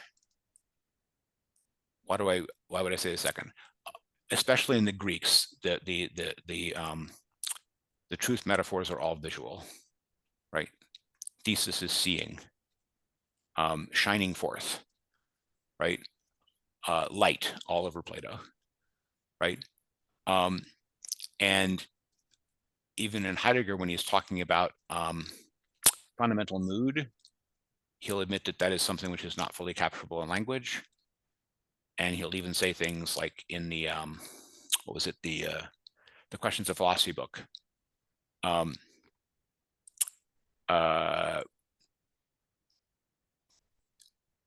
If someone has actually fully experienced the what restraint means, they will have earned the right to speak about it, and only those will have earned the right to speak about it, but they won't speak about it, right? They will remain silent, right? Because it's restraint, which is not simply a comical thing. He means that seriously. So what's the point? There are both on the side of the attunements and on the side of the visual metaphors, if you get me, there are aspects of truth and disclosure which are, to me, clearly at times and in places go beyond the capturable in language. But Heidegger still wants the language to be paradigmatic for meaning of being. I want to ask people if they have any sense of this tension themselves. I have a partiality for the Greek visual and light metaphors of truth, if you get me.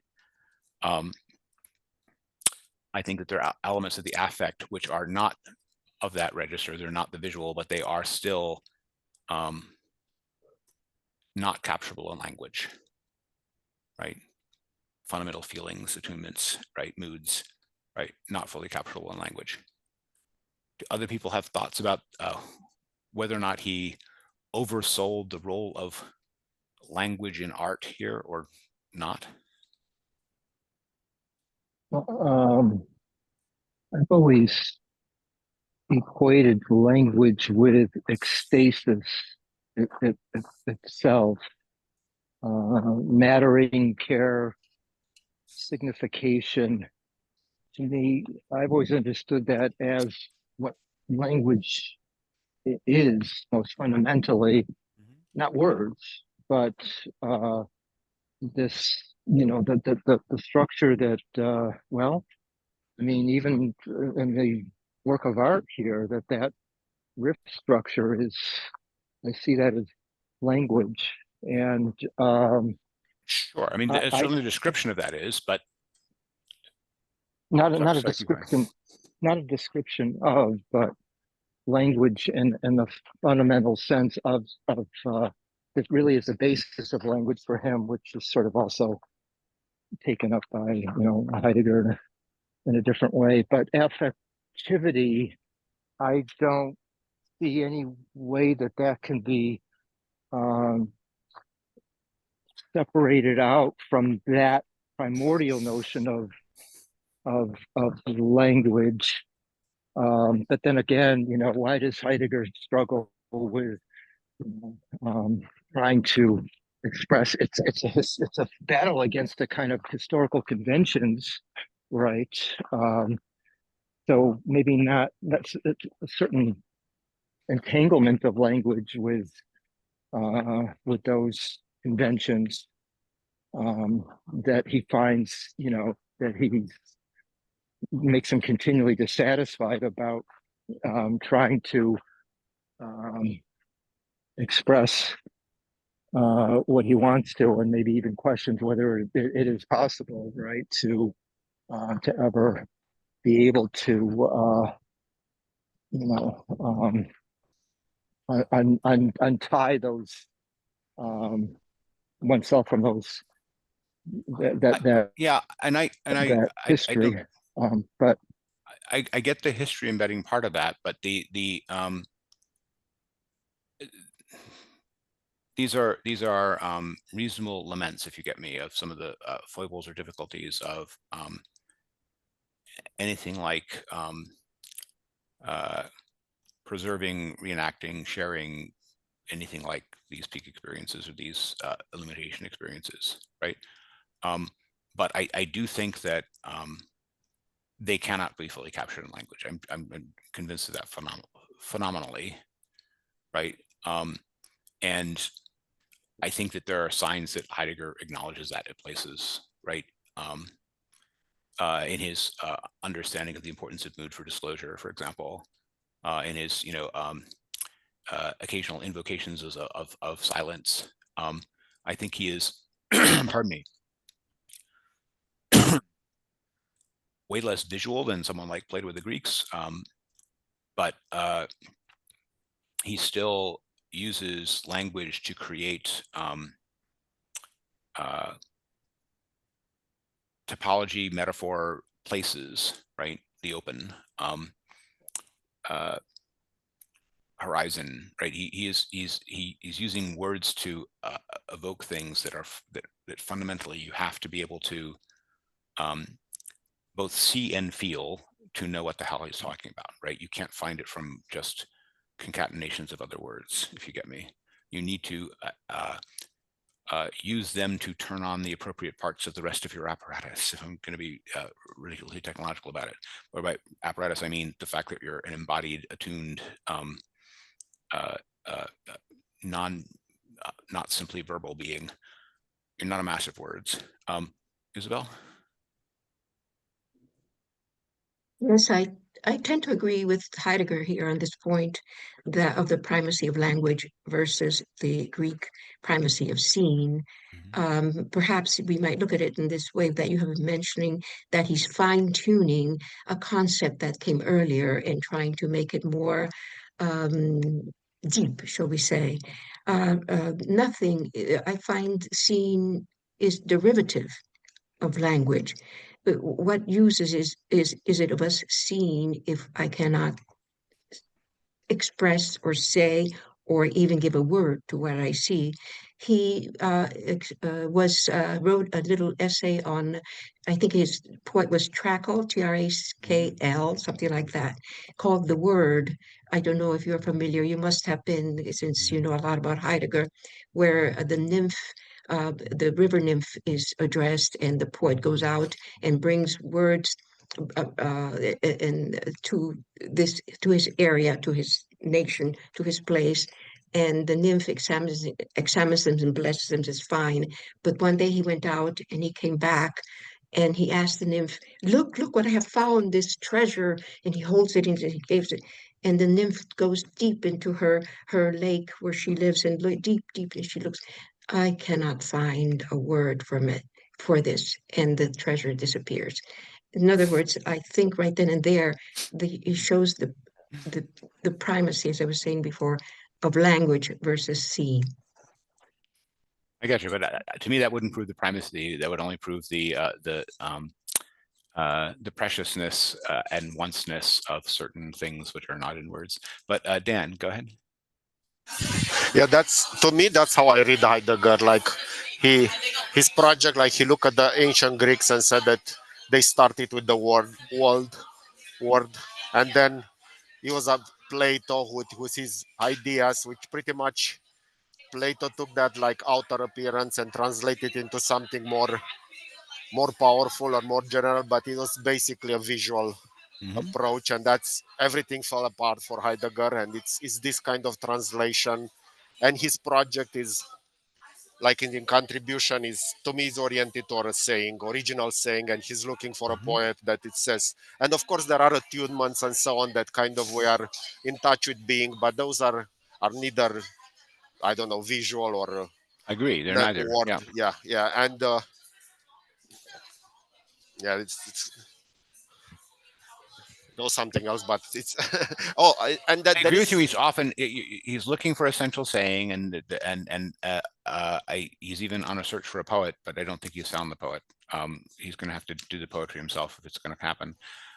If you get me. Sorry, go ahead. One more. There is something in this what we read and we didn't mention, and that's the origin. You know, origin is kind of so important. And while you are discussing that issue of permanence, I think Heidegger is going back and his attack on the notion of essence, like traditional, is kind of he's saying it's not necessarily what stays the same, but especially in some eternity limit, but it's something that it's kind of it's how an origin unfolds itself. I think Heidegger essentially goes back, and that's how defines essence in the end.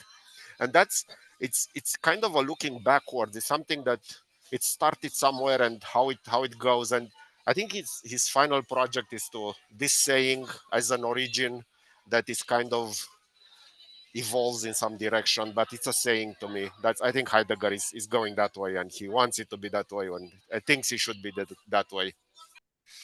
I agree with you. He's looking for another origin as a founding. I think that he's definitely focused on renewal in that sense, or springing in that sense, springing both the visual metaphor and the a point of origin of an upwelling of a source of life, something like that. In contradistinction to anything focused on eternal or timeless, right? That's characteristic Heidegger all the way through. And I take most of his origin things here to be about that. In terms of, does he imagine that new beginning or origin is going to be a matter of only words? I think the evidence from contributions and mindfulness is probably slightly against it. I think he thinks it has to issue in not only words and philosophy and maybe poetry, but also in gods. Not to put too fine a point upon it. So anyway, but that's anyway, that's just my assessment of his unpublished 30 stuff. Josh. Yeah. So what about if we were to say that not everything can be captured by words, but that doesn't mean that there's anything outside of language. In other words, rather than going with, say, some within the embodied cognitive community that talk about pre-linguistic experience, that there is no pre-linguistic. There could be pre-verbal, but that's not the same thing as pre-language for Heidegger. And that even silence is a form of discourse. Sure.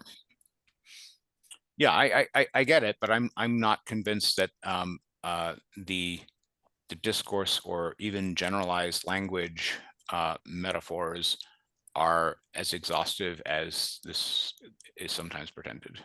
Let's put it that way. I think it's only half of it. Okay. But that's me, not claiming it's Heidegger. We had a few people drop, and I think we're probably should be at time. Give people a chance for last comments. And then also I'm going to solicit, do send me suggestions for things to do before next time. I'm planning, by the way, the next time will not be for 6 weeks, the 19th of October. And I'll put up something probably within a week about what we'll read for that time. It will probably be something short, not starting on mindfulness yet, but we will be. I am also asking for people to put in if they do or don't want to try to do mindfulness in more like the new year. It will take several months. Any last comments? Okay, I'll stop the recording and